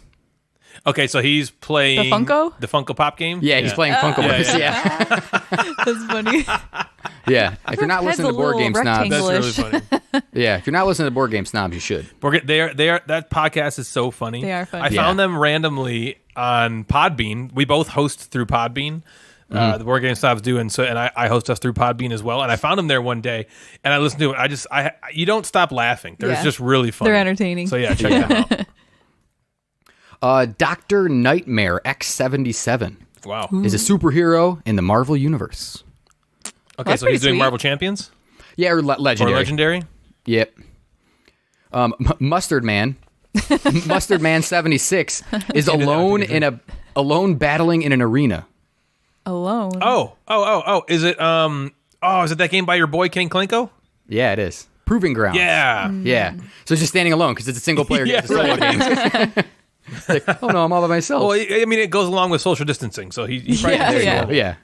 Yeah. Family Meeple looks like a fight for oxygen, heat, and water on Mars. Terraforming Mars. Oh Yeah, it was man, terraforming that Mars. would be Yeah. that'd be rough. You're transported to Mars. Yeah. Yeah. Wouldn't you just die instantly because you don't have a spacesuit on? That's true. Yeah, I guess. Hopefully you'd have it on. Yeah. Yeah. Why wouldn't you? Well, because you're just Haskell- transported there. Oh, I see. Yeah, you're just like, boop. You're like, bloop, here I am. Just like, boop. Yeah. You just get sucked up. If you're listening to that, He was I just was choking himself dying out. on Mars. Yeah, he was dying. Yeah. Haskell Jr. Eddie Haskell. says, this is funny. He says, pandemic checks out. So literally nothing changed. He Yep. blinked. Yeah, nothing Went has from one changed. pandemic Yeah. to another pandemic. Yeah. Tesla Volt Games says 16th century Caribbean life working on the plantations in Puerto Rico. Wow. So playing- Okay, playing Puerto That's a Rico. very controversial place to land. Yeah. Yep. Colb's McDermott. Colb's McDermott apparently played the game King Oil recently. Don't know that one. King Oil is like a Milton Bradley game from the 70s. Oh my gosh, So that's crazy. that sounds terrifying as well. These all just sound terrifying. I know. C.P. Wilson gets transformed into a dice throne. Okay, I don't know much about. So you're that like, game. I think you're like fighting each other. So you're like rolling dice, and then whatever your dice says like activates a cool power. So I'm sure there's rolling Maybe dice and that's trying to just fight fun. people. We didn't stipulate. Can you actually die in this world? I don't know. Probably. Probably. If not, then what did I just do for terraforming Mars? Right. Yeah. Geek Niche Nails is in a mind reading society. Okay, What do you think about that one? a mind I think there's medium. two- It's got to be medium, right? Well, she's at wavelength. She played wavelength. Oh, So yeah, same yeah, kind yeah. of thing where you're Yeah, trying. yeah. Yeah. And I'm curious. Like, are you just in a world walking around like turning this dial to like communicate with I other picture people? that you Like, turn you're just, like- into the dial and you're just like horribly You are the dial? malformed. Like, ow! and you just like change the you change the card that's in front of you to be like Ow! like where would you like to go? And you're just like Yeah. you have to like Yeah. guess. Never Bored of Gaming is a Viking raiding on pillaging in the North Sea. All right. Oh, That nice. sounds fun. Again, man, you just get like kinda until bad things Yeah, happen. until you Right. realize that, I'm just a squishy little normal person living in, normal society. I don't have Viking. Right. And thrown into Training. a Viking world. Yeah. Professor Plum is surrounded by camels, spices, diamonds, and Oh, gold. God. Why didn't he play Clue? Yeah, I know. Would that not have been would've perfect? awesome. Professor Plum That would've been transported to perfect. Clue? Where did he go? I'm think he sorry, could- Jeff. Where did he go? He was like He's camels. surrounded by camels, spices, diamonds, and gold. Oh, Is that- okay. I think So he maybe played Istanbul? Jaipur, possibly. either or Jaipur Istanbul. or Century Spice Road, Oh, yeah. That's probably that one. I'm going to go with that. or Ispahan. Ooh. Yeah, he's camels got in that, there's too. some choices for the Plum. Yeah. The plum. Love Bar, Lovv Bar. Lots of Celtic War. Inish. Just got thrown into some Celtic War. Yeah. That sucks. MTG Mana Drama Magic the Gathering, Mana. Okay. got me Magic. answered with a video game. Oh. all right. Played Phantom Doctrine, so all of a sudden became a CIA during the Cold War. CIA Cool. Again, during that's the cool Cold War, stuff. so that's a sweet one. Yeah, We learned about the Cold War in our Watergate episode. yeah. Yeah, that's right. 2 new meeples. This is one you'll have to guess. Okay. Lots Yeah, of that's dead people with numbers on their chests buried in a giant book. Lots of dead people with numbers on their chest. Yep, buried in a giant book. So that's what 2 new meeples sees Number on while their looking around. Chest. Is it Mysterium? I've not played this game. Village. Oh, yeah, duh. Okay. Yeah. Yeah. Village, for sure. Yeah. That'd be weird to see. Just yeah, like yeah, it would. yeah, Especially if you know the theme, you're like, I'm going to die soon. Yeah. yeah. Better not take Ben any from action. Date Night Dice is he's in a good one. He's at one of those sushi conveyor belt restaurants. Awesome. Some sushi. I've It's always great. wanted to go to those. Do they have those in Michigan? I don't know. I want to go. I want to go to one of those so bad. It's just like, Just like boop. It- you just like pick them off the thing. Oh, you just like, pick it up Yeah. and it just keeps going. Yeah, it's like going around. yeah, I always looks picture cool. like I'm at the end of it, my mouth's open. It just goes into your mouth. Meeple Lane just says life is pretty gloomy. Oh, Gloom. Gloom? Or Gloomhaven. Or Gloomhaven, yeah. Okay. So yeah, that was it. That's That was awesome. where people funny. are getting transported to. That's pretty cool. Did you do one? I like that we were all pirates together. I just said I'm Annie, the orphan pirate. The orphan Oh, pirate. right. And I stuff things inside of a beep. Oh, right. Yep. Was that the first one? Nope. Oh, he didn't say it. No. Natalie desperately Nope, wants to just know what now. the first one was. I missed it. You're reading, Oh. and she's like, what was the first one? I'm like, That okay, that's what she was talking about. I'm like, what's she doing? Yeah. Okay, the first one was Michael Vanoy was in a Oh. village where special powered people tried to kill werewolves. I heard the first one. Okay, I must have missed your intro. Sorry. It's all for nothing. We talked about ours. I talked about being Yeah. Gotcha. Yeah. the gold Okay. coat pirate or something. So yeah, that was the inbox. Just fun to talk to people. It was cool because I got to then talk to 20 some people about what Yeah, they've been that's playing. a funny and- topic. Yeah, that was awesome. fun. That was super cool. Love that stuff. Can't wait to have more of that. All right. Yeah. Now that you've all had a chance to get yourselves onto my show, let's bring it back with a bit of narrative delight. You're going to hear a story now called The Designing Princess. And peppered throughout the story will be words/phrases sent to me by some hilarious listeners out there. Yes, we did a Mad-Lib.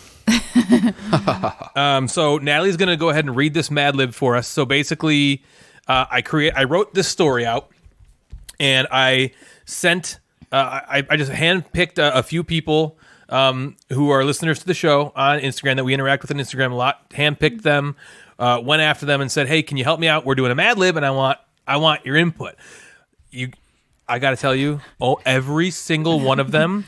I wasn't even reading the narrative I wrote. I'm just reading the words they sent, and I was dying of He was laughter. laughing I was laughing hysterically so hard every time he received an email. You know how when you by the time Ben from Date Night Dice is one of them. I was just gonna say, but his came through last. By the time I got to his, I was in physical pain from laughing at some of these words they sent. So, all right. So if you don't know what Mad Libs are, I'm to understand because one of the people that I went and asked for help from was from the UK, and this person told me they didn't know what Mad Libs were, and apparently it's an American thing. Oh, So, if you don't know Mad Libs, what Mad Libs is, it's basically a story, and then throughout the story, there's nouns, adjectives, verbs, descriptive words that are removed from the story, and the game is you put those words in. So, like, you don't know the story, and I would say to Jeff, give me a noun, give me a verb, give me an adjective. He just writes whatever word he wants. He has no idea what the story is, and then I take the words he gives me and insert them when the story tells me to put a noun in. So it creates these goofy, silly, things. It's really a kid's thing. You do it when you're younger, but it's hilarious. Natalie and I love doing Mad Libs. We do these a lot. We had the Star Wars one that we did, and it turned out really funny. Yeah. Anyway, we did this on the show one time too. If you guys remember this, we did this. yeah. Remember, Jeff? Yeah, but where I can't figure out what like an adverb was. I was like, yeah, right. Google and figure this out. I loved that. I felt that it was a little too short, so I made my story a little bit longer. And He asked for 36 words. we got 36 words from each of these 7 people Okay. that I reached out to. Every single one of them, the words are amazing. It was the hardest thing for me was to pick. So I put them all in this Excel sheet matrix for all their words. And so I'm going through, I'm like on the first thing, I'm like, okay, which one of these words do I choose? They're all so freaking awesome. So please, if you submitted words to me, don't feel offended if I didn't pick your word. I promise you they were great. There's some of everybody. There's some of everybody. Some of everybody is in here. So you guys, people that did not participate and who are just listening to this, you're still going to know what words are. yeah. So it's Yeah. great. Natalie has not seen this before. She doesn't know what she's about to read. Jeff has not heard this before. He doesn't know what he's about to hear. And all of you, here we go. This is The Designing Princess. Natalie, can you read that? Yes. Okay, here we go. All right, here we go. Once upon a time, in the land of Shady Acres Retirement Home, there lived a mystical princess named Clee Torres. Clee was kind of a horny princess and always found herself wanting more out of life than just living in a castle and eating narwhals all day. One day in her youth, she wandered on down to the public bathroom to find her servants gathered around a table playing Glory to Rome. Her eyes widened with perversion at the sight of this game. The next day, she told the king and queen what she had found, but they just scoffed and told her to resume her princessly duties of riding her Spanish spanglers and stacking dolphins on her head while she walked. She obeyed them, but for the next several weeks, she would constantly sneak on down to the public bathroom to see what new game they were playing. One night, she mustered up the DeLorean and decided that she was going to join in. She didn't want to come empty-handed, so she went to the castle stores and grabbed some baked beans and very rare India Pale Ale. That's what you need for a party? All right, I can't come empty-handed. I need some look at this, the baked beans. Yeah, let's get some baked beans. That's what people like. When she got to the public bathroom, she found there were 99,999 people all gathered around, multiple tables hooting and hollering and hammering all over the place. She was filled with so many emotions and just couldn't contain herself. She let out a yoink and a yeet, and everyone stopped and stared at her. The princess! Quick, put everything away! I'm so sorry, Your Highness. We were working, I promise. No, no, said Clitoris. I've been watching you play for weeks. I demand to sit in on a game. You gotta say it like this. Shit. Shit, said Gorgeous George, the lord of the diaper pail. Pull up a chair, we'll teach ya. So the princess played on and into the night, learning everything from Find the Pickle to Russian roulette and loving it all. Find the pickle. I like that. That's the scale from Find the Pickle to Russian roulette. Yep, anything and everything in between. She was drunk with happiness, and in a moment of weakness, leaned over and dry humped Gorgeous George right on the nipples.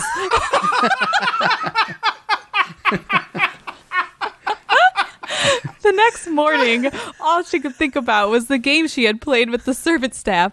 All of her princessly duties seemed so moist now in comparison. And the princess now knew what she truly wanted out of life. She wanted to be a game designer. She started right away, really wanting to caress the king and queen. She kept it secret for a while until she had her first game completed. She wanted it to be a Kleenex box game with belly piercing and rock hard pus-filled mechanisms. It had to be 3.5 waiting for my wife to get ready's long.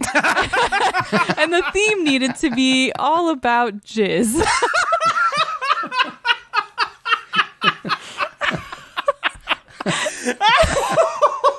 Wow. Oh, what a game. She spent months playtesting with the servants, and at first they were saying things like, "You sound exactly like your loser brother." But now it's nothing but things like, "Suck it." The game was entitled Hot Sloopy Pooty Doopy Smooge. She finally worked up the courage to show it to the king and queen. She trembled as she brought it before them. To her absolute sexual aggression, however, they were smug. They ended up selling their kingdom off to Voldemort and opened up to the Voldemorts. Oh, to the Voldemorts and opened up a game store called Bedtime Shitstorm, where they sold all of Clitoris's designs and everyone went bankrupt and lived unhappily ever after.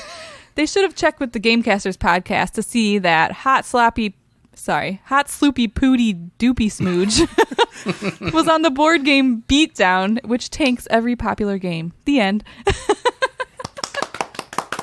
That was really funny. That was funny. You guys, I'm telling you, when I was picking the words to put in here and I was reading, like I'm reading this and I'm like, okay. She wanted it to be a Kleenex box game with a belly piercing and rock hard pus-filled mechanism. It had to be 3.5 waiting for my wife to get ready. That was really funny. And the theme needs to be all about jizz. All right, what theme hasn't been done yet? Well, Got zombies. Yeah, that's done. We got crime. Crime gets done already. Games. Yep. Yeah, we got Cthulhu. Has anyone done a really good game about jizz? I don't know. Have you heard of those? I haven't seen a good jizz game. I'm gonna make one. What should we call this game? How about Hot Sloopy Pooty Doopy Smooch? You like how Spanish Spanglers came made up an with that? appearance? Yes, I do. That's funny. Hot Sloopy Pooty Doopy Smooch is a combination of so for that one I asked for a made up word that sounds like poop. Oh. Okay. So that's That's what somebody what I wanted for the title of the game. And so no, this is a combination of like 4 peoples. Oh. So I think one person said doopy, one person said smooge, and then one person said sloopy pooty. And so I combined funny. them all to hot sloopy pooty doopy smooge. Because it's really hot sloopy pooty and then colon doopy smooge. So doopy smooge is Oh, so it's like the Doopy Smooge version of the doopy smooge, exactly. Yeah. The doopy smooge Got version it. of hot sloopy pooty. Yeah. So thank you everybody for submitting those. We're gonna do more of those for sure. That was so much fun for me to put that together. And Yeah, maybe we can get some more. We'll reach out to some more people. absolutely, we'll reach out to some more people. They each sent me 36 responses. One person, the most I used from one person was only 9. And that was the most. You have a lot more words. So there's a you ton could more words use. I can do for later stuff too. Okay, so we've had a lot of joy so far in this episode. How's about we bring it down a few notches and just flat out hate on some poor defenseless game in this episode's Board Game Beatdown.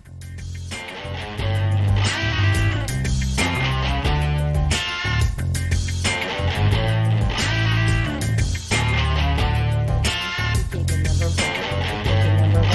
He gave you number one. He gave you number one. He gave you number one. He gave you number one. Hot Sloopy Pooty. Pooty. This game's about jizz. Jizz game. God, a theme of jizz. Had to be. I just want to see the components of that game. It just must be. My other favorite part was when, Clitoris, in a moment that's of my favorite. weakness, Yeah. he leaned over and dry humped Gorgeous George right on the nipple. Right in that nipple.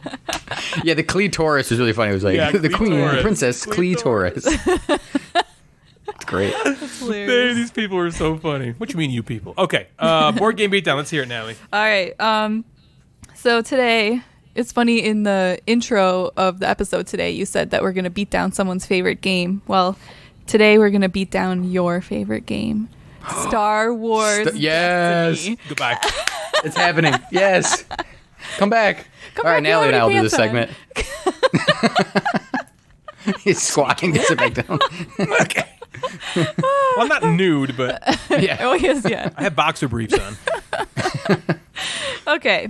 So, you'll be happy to hear. I'm not going to be able to take this. This is one of This is the. not gonna work. I couldn't find more than 10 good ones. Damn straight you couldn't, because it's the best if that game of all makes you time. feel better. It's a shorter one. Wait, that's not a sentence you want to say to your soon-to-be. Makes you feel better. It's a shorter one. That doesn't make me feel At least she's better. okay. At least she's okay with a shorter That's one. true. It's fine. That's true. I am lucky. Is that why you cry yourself to sleep every night? Babe, don't make me In comment her on bed. this. What does that mean? I would be. Just fix Okay. this. Fix this. No, go fix You it. have to fold it in half before I put it inside. No, it's great. It's great. Oh, it's come perfect. on. That wasn't fixing I'm anything. sorry. It was for me. We are not getting on the This dice is tower now, Jeff. uncomfortable. No. Nope. Not family friendly. Don't care. Nope. Let's lean into More it. fun this way. Hardcore. All right. Clumsy Dad says about Star Wars Destiny. Stupid ass clumsy dad. Why is this game ranked so high? Come Because on, it's awesome. Come on, let's be realistic. And I'm sorry, but The Last Jedi wasn't so hot either. Okay, I agree with you. More for the game and the movies. No. Yeah, he did. Yeah. Emperor Mark says, wait, this game has deck building random and dice rolling even more random, and it's a CCG? LOL, even Star Wars can't overcome the horrific combination of 3 of the potentially worst gaming mechanisms out there. Oh, and it has a heavy emphasis on the crappy Disney Star Wars? Hard fail. Wow. That guy's middle name is Hot Sloopy Doopy Smooge. The old dupe smooge. Doop Smooge. Mad Stranger says, Ah, this is stupid. That wasn't me. the dice are pretty, and that is it. Random fiesta of randomness, both in the form of dice and the deck. Sure, it might be controlled somehow, but why even bother play this game? Because it's fun, you stupid idiot. Ryan's head's gonna explode. How many games do you play that are not random? What's that guy's name? Doopy Smooge? Q Brown says, this game is a sham. I had to drop so much money to be able to play a regular game, I completely lost my desire to even play it. Now it just sits on my shelf glaring at me. I glare back. That's true. Yeah. You can't You how much money have you spent? Let's not say it out loud. Yeah. That It game starts with a gets it- THO. Is how much money I not spent. yes. However, We really? I just played it 4 times On TTS on for free. TTS with Dave. Yeah. with Dave. Well, I did bring out the decks over there for me and Natalie That to he play couldn't find FTF. because they were in storage. Shut your hot ass mouth, you sexy little You doopy smooch. you little doopy smooge. I'm gonna theme all Better over your not dry face. hump my nipples later. Oh boy. Did you hear what I said about theming on your face? Yes. Okay. Anyways. I'm not gonna. I'm gonna cut that. That's a Bob little Dole bit- 04126623. This game appeared to have way too much luck for my liking. I felt a lot like a hamster on a wheel. Maybe the luck can be mitigated by customizing your own deck to really And not pawn- sucking. pawn some noobs. You don't suck. Pwn. It's pwn. Oh, pawn. I was like, I don't know what Pawn. PWN You pawn means. them. Yeah. you pawn 'em up. PWN. Yeah, that's pwn. Hey, would you like a noob? I like the pawn noob for one of those. Pawn. Give me the noob. If you go into this game not realizing that there's luck involved, then you're just a doopy smooge. You're a spangler. And we all know what spangler means. Well, me and Jeff and Natalie do. And Miss French Toast know what spangler means. Sam. Tiny Clanger says, I've got 2 starter sets because they were both on sale last year. I'm really not a fan of the collectible business model. It seems that it's designed to prey on the weak-willed like myself. Buying packs without knowing the contents just seems like a form of gambling, whilst buying individual cards from resellers is basically pay to win. Oh, you don't Neither do that. option is appealing. Luckily for my wallet, the game is rather awful. I was with you. I was with you until the end because all that CCG stuff I completely It's understand. very true. It I agree with costs an all arm and that a leg. stuff. That's the worst part about it. But you don't buy their individual cards. That's for idiots like me who just need to have everything. Just buy a couple, booster boxes, and then you're good to go for life. But the game is good. Domus Ludro. Domus arigato, Ladorum? Mr. Roboto. The collectability aspect and what and how you have to buy to construct a deck is vomit worthy. Blech. Blech. Blech. Worker placement says the worker placement in this game is terrible. Oh, you kind of ruined it, but that was Damn great. it. That was great. Yeah. Sorry. Madden Man says, from 8 stars to 1, what a waste of investment and money. Why? Wow. Let's hear why. Madden Men. Well, he wasted money. Every $100 he had to spend, he had to Yep, drop the drop star down. rating. And last is Pop Tech.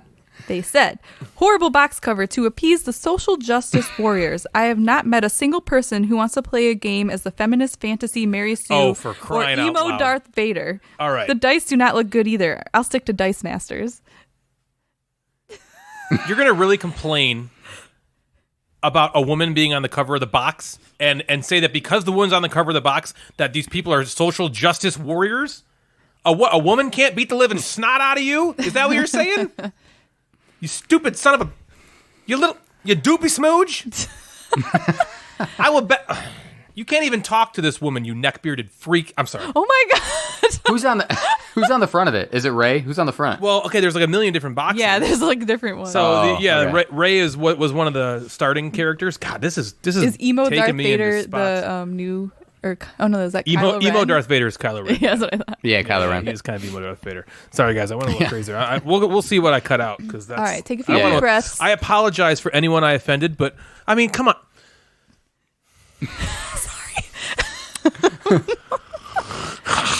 Okay. Deep breath. Next. So, last episode's game was so much fun. I thought we'd try it again. I need something that I'm not participating in here, so this is going to be he good. needs to calm down. All right. In the Yeah, corner. If you don't know the game because you didn't listen to the last episode, go ahead and Shame listen on real you. quick. We'll wait. Yeah, go stream it. We'll wait. You got a couple hours to just sit here?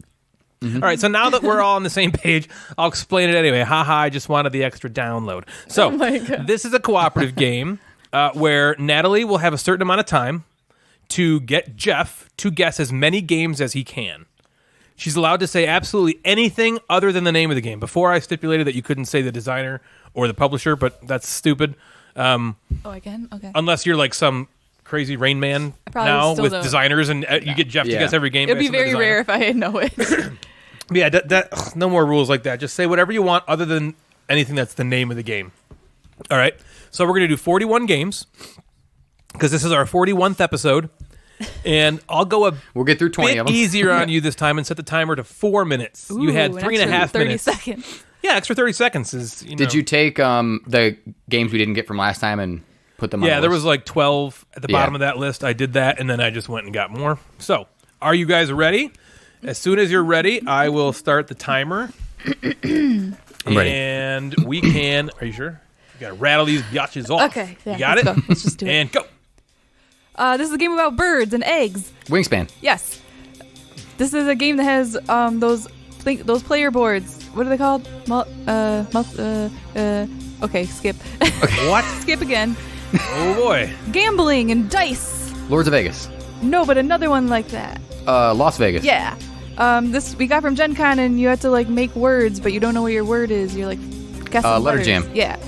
This one has some rocks, black and white rocks, and it has Go. a rope too. Oh, Shobu. Yeah.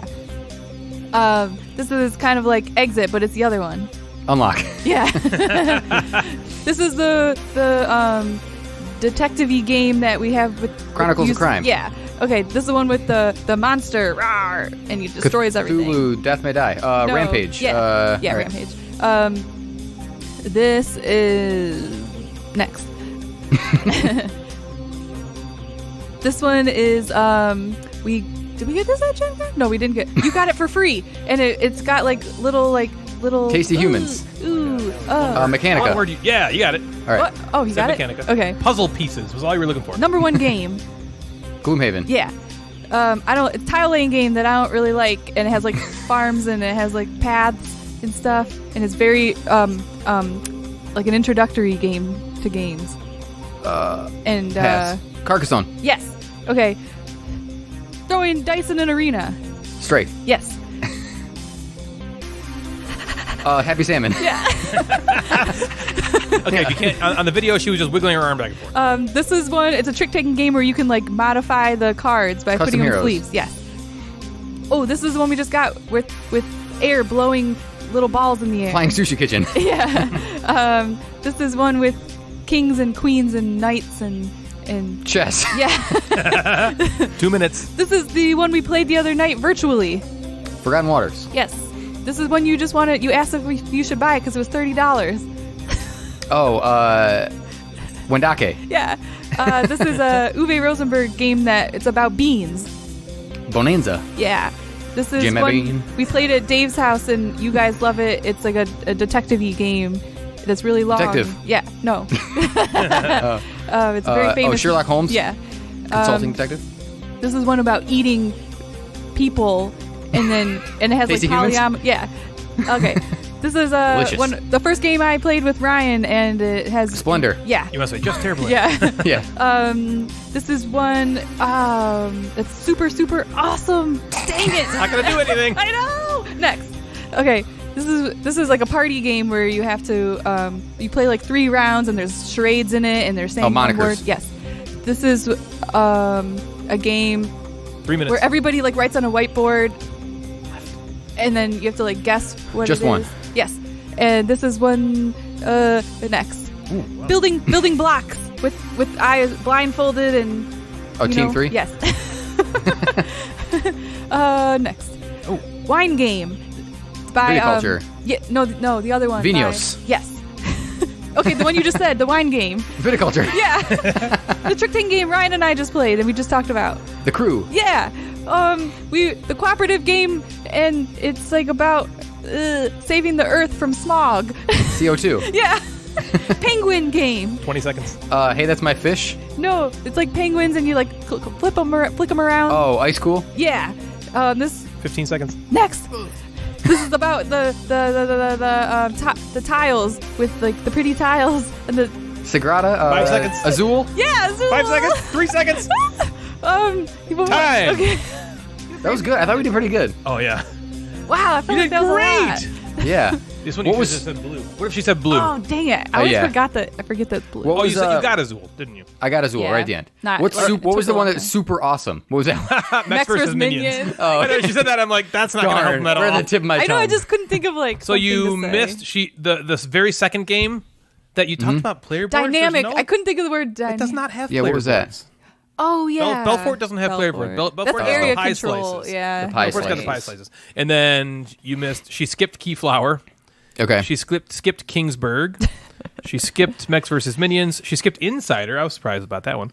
She skipped you were Cthulhu like, Death May Die. yeah. And she skipped Root. So you guys got, so it's a 41, 40, 39, 38, 37, 36, 35, 34, 33, 32. You guys got 30. 30. Wow. That's good. Wow. That was better than last time, I think. Yeah. We got 30 more seconds, but that was Fantastic. good. You did it. Yeah, I was good job, worried Natalie. about Those were good. you. Thanks. Natalie was on Mechanica. Oh, yeah. You were like, you said like 100 words, and he still got it. I don't know how he got it because I was like, what am I even saying here? I You don't were know. like, Gen Con. Did we get it at Gen Con? That actually helped because really? it was because you wanted it at Gen Con. Yeah, and then we when ordered you it said at I got Gen it, Con. I That's what pre-ordered was. it there, yeah. then when you said they sent it to me to. I could not think of review like or- how yeah. to like say anything about the game. That was great. Good job, you guys. You did it. Good job. I like listening to that one. That one's really fun. Yeah. So, in this episode's top 5, we are doing a very difficult list for me.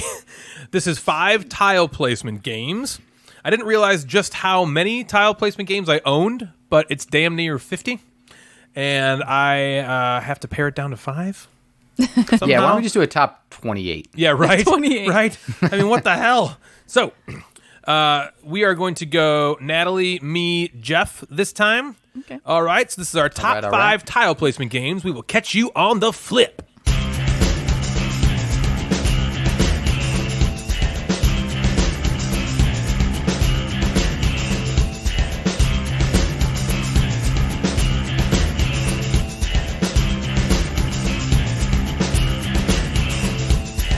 And we're back. All right. Like I said, Natalie, me, and Jeff. So, Natalie, when you are ready, hit us with your number 5 tile placement game. Well, I didn't do top 5 again. That's fine. Really, Yeah, I yeah, did yeah. just Yeah, just 5. Okay. Yeah, just that I 5. like. My number 5 is an Uwe Rosenberg game that we played recently called Nova Luna. Really? Yeah. Really? So, like okay, I'm didn't know gonna you do a liked little that bit game of that Jeff. Yeah, you preamble, should. But like, You can do a little bit of Jeff. you know, like you said. You can go to the bathroom if you want. Sorry, that was weird. How was that? Yeah. That was There cut out of the There episode. was a lot of we looked up like tile laying games or tile placement games, but I tried to pick ones that was like the main part of the game, and it wasn't just like a tiny Yeah. piece of the game. Yeah. Just wanted to say that. So yeah, I picked Nova Luna because that's basically like almost all tile laying. Sure is. I thought that game. We should play that again. Yeah, that was a fun game. I thought it was fun. That was a good little. I was What's like- Devin's word? Slinky doo? Piddly dink? Winkly dink? Piddly dink. Piddly dink? Yeah, it was a Yeah. little piddly dink. It was because you know how I am. Like when we have the time tiling games, I love them, but I suck at them. But this one isn't. You're not so much under pressure, so Under pressure. it feels a little more. Yeah, for doable sure. for It is me. doable. That's a good one. I like that game a lot. Yeah. Awesome. Okay.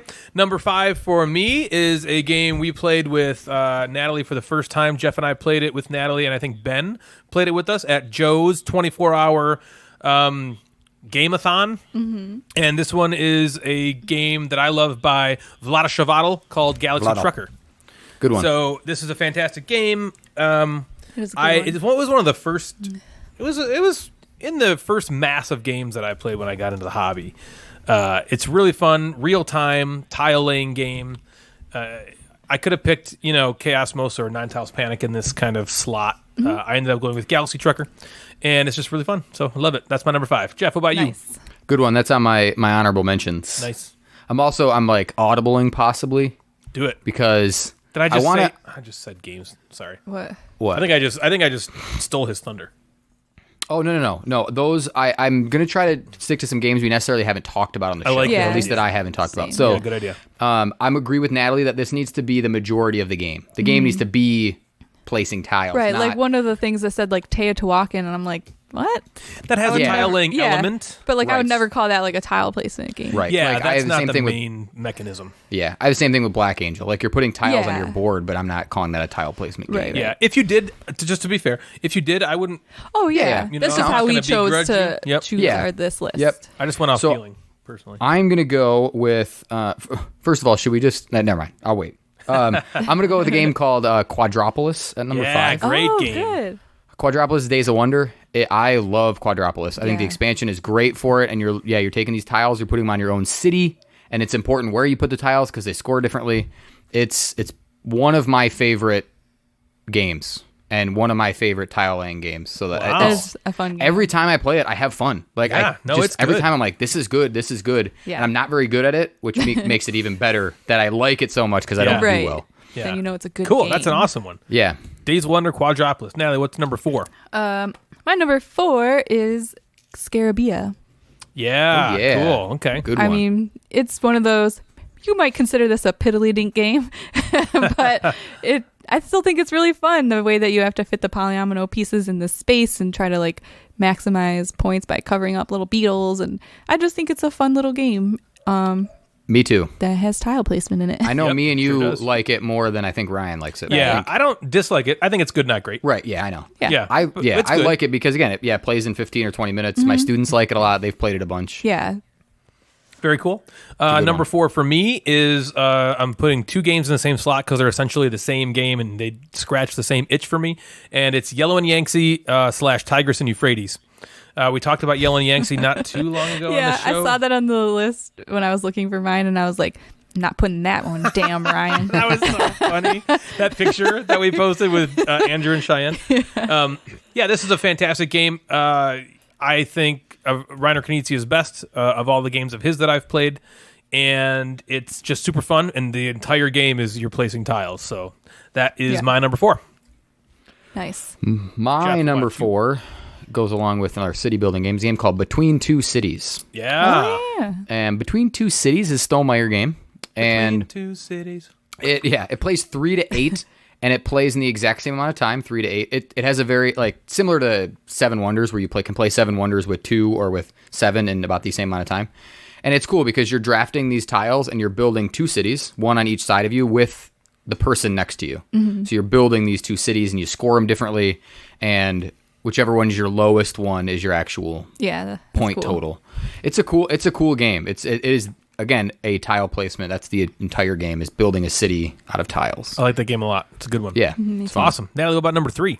My number 3, I picked Stefan Feld's Carpe Diem. It's on my honorable mention. Is it? Yeah, I figured that was going to be on your Yeah, list. I really like that game. That's such a cool game. Tell us why. Well, I I didn't think I was going to have to do that. right. I mean, it's just a fun. You're building like these little gardens with tiles, and you're trying to connect like flower types, and you're trying to put them in places that maximize points on your board. And I just think it's one of my favorite games by him, and we've played it a bunch of times, and it's a keeper. So that's why I Yeah, put I've it on only my played list. it once. Ryan beat the Moses out of me, I think. But I yeah, don't it was remember that. it was good. I liked it when I played it the one time. It was good. That's a fun one. Yeah. Yeah. It definitely scratches that. If you like tile placement games, that's a good one, I think. Number 3 for me is a game that we've played a little bit over the last couple of weeks, and it's called Sorcerer City. This one's really fun. It's another real-time tile placement game. What the hell is that Is noise? he howling? Is that a dog?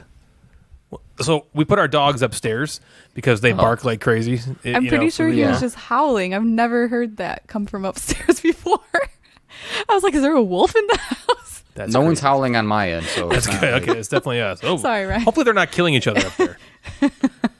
All right. So anyway, number 3, Sorcerer City for me. It's another real-time tile laying game. This one's really cool because I like the theme a lot. You're fighting against you're putting monsters in your tile stack, which is kind of like a deck building kind of thing. You're buying more tiles to put in your deck stack, which is kind of like a deck builder type game. And then you're frantically putting these tiles out on your turn to maximize the most points. And it's really, really fun, and it's got this cool visceral feeling to it. And so if you like tile laying games, if you like the real-time tile laying games, which I do, then Sorcerer City is a fantastic option. So that's my number 3. Nice. Sorcerer Good City. game. Jeff, what's your number 3? My number 3 is a nice little family game called Takanoko. Yeah. Oh, yeah. And Takanoko is a great gateway game, I think. And it's very like family friendly, and you're taking these tiles off this stack and you're building this, I don't want to call it a city. You're building this area where you're growing bamboo and the panda is eating bamboo. Yeah, say, it's is that super the light. panda one?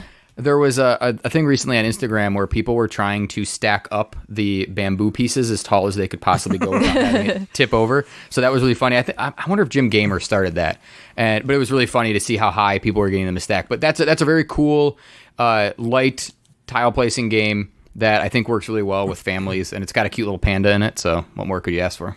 Awesome. Yeah. Very cool. All right, Natalie, what's your number 2? My number 2 is Sorcerer's City. Ooh. Yeah, I really like this game. It's kind of like the hot tile laying game for us right now. I thought it was going to be on your list. Yeah. Yeah, and we've been. Yeah. It was the first game for whatever reason when I decided, hey, let's do this tile laying game. That was the first game that came to my mind. Yeah, same here. It's just really exciting. Someone's howling at Jeff's house now. No. You hear the dog? I knew you guys would have put that. I knew you guys were. Yeah, It's very cool. For It's sure. a very good Yeah. game. Yeah. Number 2 for me is a game I haven't played in a while, and I really, really want to, and I love this. And we talked about it a little bit briefly earlier on the show. It's by Kiesling and Kramer, and it's called The Palaces of Carrara.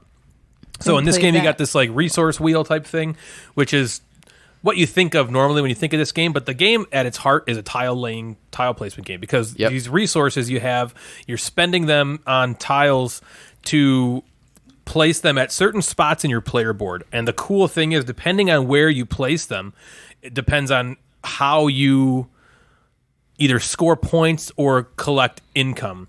And it's all dependent on, what resources you spend, lets you put them out on what spot you put them out on. And the game is so cool because you score kind of, I wouldn't say it's like at the Gates of Loyang, but you choose when you score. And you can score 3 times or so. I think it's 3 times or maybe 5 times throughout the game in different ways. So you want to place your tiles in such a way that they maximize your points and money, because at the heart of the game, it's a race. And so we talked about it earlier how Jeff, the first time we played this, Jeff won by over 100 points because you have objectives you have to complete to get to the end. And you have to constantly look at your opponents to find, okay, Jeff's got those tiles there. Natalie's got those tiles here. I have these tiles here. Oh my God, Jeff could potentially end the game next turn. And I am spending all my time building this engine. But if Jeff ends the game before I'm able to run my engine, that's how he wins by 100 more points. You know what I mean? So it's really, really fun. And it's an awesome tile placement game. Again, by Kiesling and Kramer. It's called The Palaces of Carrara. That's my number 2. So Jeff, what is your number 2? I want to play Palace of Carrara again soon. Yeah, I haven't played It's that. so in played it so maybe. long. I think I played it maybe twice. Okay. Because I loved it twice. It's so the good, times we man. played it, it's really good. Yeah. So my number 2, and this might be a borderline tile placement, so you have to. It's all good. I can sub it in with something. But No, this no, game no. is called. This game is from 1999 called Torres. Yeah, for sure, dude. Oh my God, that's like all you're doing. So yeah, they're not Torres, tiles or it's like not plastic tiles. little things, but no. So- The mechanism is tile placement. Yeah, for sure. I did look this up. This won the 2000 Spiel des Jahres, I believe. Yeah. So yeah, you're placing these. Wait, is this tiles, another but Kiesling and Kramer? Ooh. Who designed Torres? It is. Yep. Yeah, I thought so. You're right. It's kind of one of the mask games. It's not. It's like an unofficial mask game, which is Java and what The are the C other? one, right? There's 3 of them. There's like What's a mask game? so Kiesling and Kramer designed these games, and they have masks on the cover of okay. the game. And so yeah, one of them was Java. One of them was I don't know why. Is it like Cuzco or Mexica, something? Well, Cusco Yeah. I think is now is like the reprint of Java. Oh, yeah, Mexico. you're right. So Yep. Java, Mexica, and then the more famous one. But then Torres doesn't have a mask on it, but it's like an unofficial Oh, okay. next game And in that line. Yeah, and what it is, if you haven't played it, it's so the tiles are tiny little like Castle buildings, sections or- castle yeah, sections. like squares. And so as you play those, you play them around the board, and then you have these cards that you're playing that tells you how you can move in that round, and you're essentially trying to get your little pawns in certain placements around the board, whether it's up or on certain spots on the board to then score for that individual round. So it's a very like abstract game. Some cards let you move like through the castle. Some let you go onto like a certain level of the castle and you can only move down or up a certain spot. You can use like some cool special powers. It's very abstract. It is very cool looking once you get the board going and there's like different sections. Kind of like a picture Santorini sort of where you Oh, have a yeah. different kind of Like levels. Yeah, so that's a cool game. It's so called good. Torres. The other game Yeah. I couldn't think of, by the way, was Tikal. Oh, yeah. Yeah, Yep. Tikal, Java, and Mexico, and then Torres. Okay. Torres is awesome. That's a great Yeah, so that choice. was Torres. Yeah, I forgot Thanks. about that game. I love that one. Natalie, we have come to the number 1. Number one. What is your number 1? My number 1 is Acrotiri. It's It's a game that at first I started out not liking it, and then I ended up loving it. Did you really? You didn't like it the first time? No, remember we went to Traverse City and we played it? I remember I didn't have a good play. No, that was in Or that was in Chicago? Yeah. Okay. Apparently we only play this when That we game travel. is so fun. That's a really good really game. fun game. It's a 2-player only game, Yep. right? 2-player only. Yeah, I think it's 2 Yeah, player. from the designers of Belfort, Jay and Sen. And you're like, it's super you're placing the tiles and you're trying to like fulfill these objective cards based on where you place tiles. Kind of like every other tiling game. It's a good one. Yeah. But very yeah, good. it's really fun and it's yeah. My number one is, we talked about it earlier in the game. Natalie got Jeff to guess it. It is one of the, it's really the game that got me super excited about this hobby, and it's called Carcassonne. Yeah, what can be said that hasn't been said about Carcassonne? I mean, it is like the quintessential tile placement game. Super fun. Love it. That's it. My number one, Carcassonne. Go get Carcassonne. If you haven't played Carcassonne, you should play it. Right? That's You what I should was play gonna that. say earlier when I was like, should we just mention Carcassonne as being the tile placement game? But I was like, Yeah. if Ryan might say it. Yep. It's the tile placement game. Yeah. That is Yeah. the game. And Right. and yeah, for it to be that gateway game, probably for so many people that got into the hobby. If you got into the hobby before it turned into kind of what it is now, you played Carcassonne. Yep. True. That was it. Carcassonne is on my list. I didn't want to say it because I was hoping that you were going to say it. So my number one is a game that is made by Natalie's boy. Oh. Which one? Yeah, game stuff is called- cell condom? No, that's your boy. No. Wait. This game is called Isle of Oh, Skye. Fister. Barely know her. Yeah, so this game is called Isle of Skye, and I love Isle of Skye. Every play I've had is just so fun. There's some great tile laying to it. You're building your own city. There's a very cool auction mechanic, which I don't know if Natalie would love, but the auction's great where you're buying other people's tiles, but if you price them too high, you have to essentially spend your own money on it, and you're building the city. And what I love about it is it's really variable. The rounds score differently. There's maybe a dozen different tiles that you rotate out, and it's Cool great. game. And I know Very cool game. it's probably the lightest Fister game that he's made, but it's There's a it's couple great. that are pretty light. Yeah, that one's. Yeah. I'd say that one's kind of like. Yeah, it's definitely lighter than It's a Dead mid-game Boss, the Great overall. Western Trail, Blackout Hong Kong, and Maracaibo. Dead But Boss. it's still heavier than something like Oh My Goods or Port Royal. But that's a fantastic Yeah. game. The first time I played it, I was like, I don't really like it. Sold it off. Played it again at Nerdfest like the next year, and I was like, this is so good. Man, I was wrong I about remember this. that This play. is a great game. Yeah, so, and it plays 5, which is really good. And That's that's cool. one, you always look for those games that, sometimes we play 4 or 5 on a game night, and 5 is tough to come by with a really good game. Yep. And that's a good one. Cool. Awesome. You guys got any honorable mentions? Yeah, like 40. I I went up to 10 just to not go crazy. So All right, I'll just Natalie, what do root you to got? mine. Oh yeah, go ahead, Natalie. I put Nine Tails sorry. Panic, No, it's fine. Chiasmos, the Yep, those Tasty Humans, Oh yeah, Tasty Duh. Humans, good one. like Castles of Burgundy, obviously, and Yeah. Galaxy Trucker and Patchwork. Pretty much. Yeah, made Patchwork's up a good mine. one. Yeah. The only Yeah. one that hasn't been said that I have in my honorable mention because I have Chaosmos, Nine Tails Panic, Carpe Diem, Akrotiri. The other one is Saikatsu. Oh yeah. Yeah. Yep. Yep, that's my. Saikatsu was on mine as well. Patchwork was on mine as well. Galaxy Trucker was on mine. I have Keyflower. I thought as you being- might say that one. And yeah. Keyflower, even the King and Queen Domino games are very good. yeah. Number 9, those are Oh tight. yeah. Yep, I that's thought a about good one. that too. Even the very simple game of Suro is a great Yeah. little tile placement yeah, game. for sure.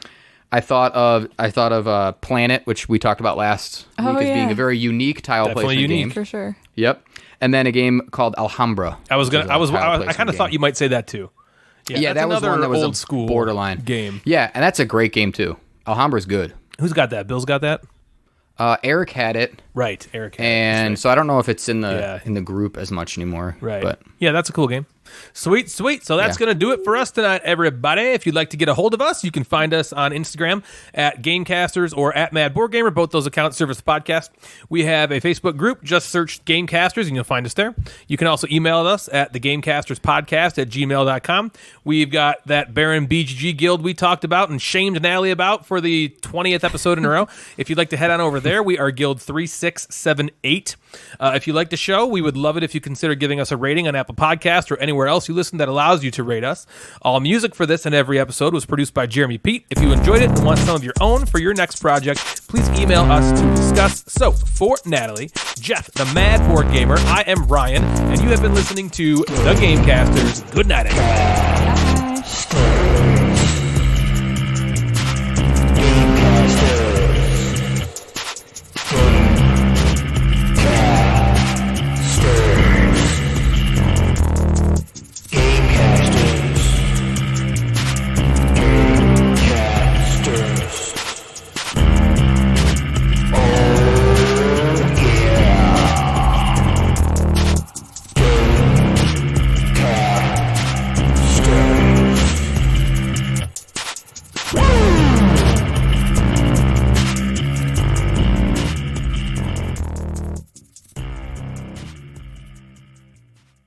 Hello, hello, hello, hello, hello, hello, hello, hello, hello. Hello.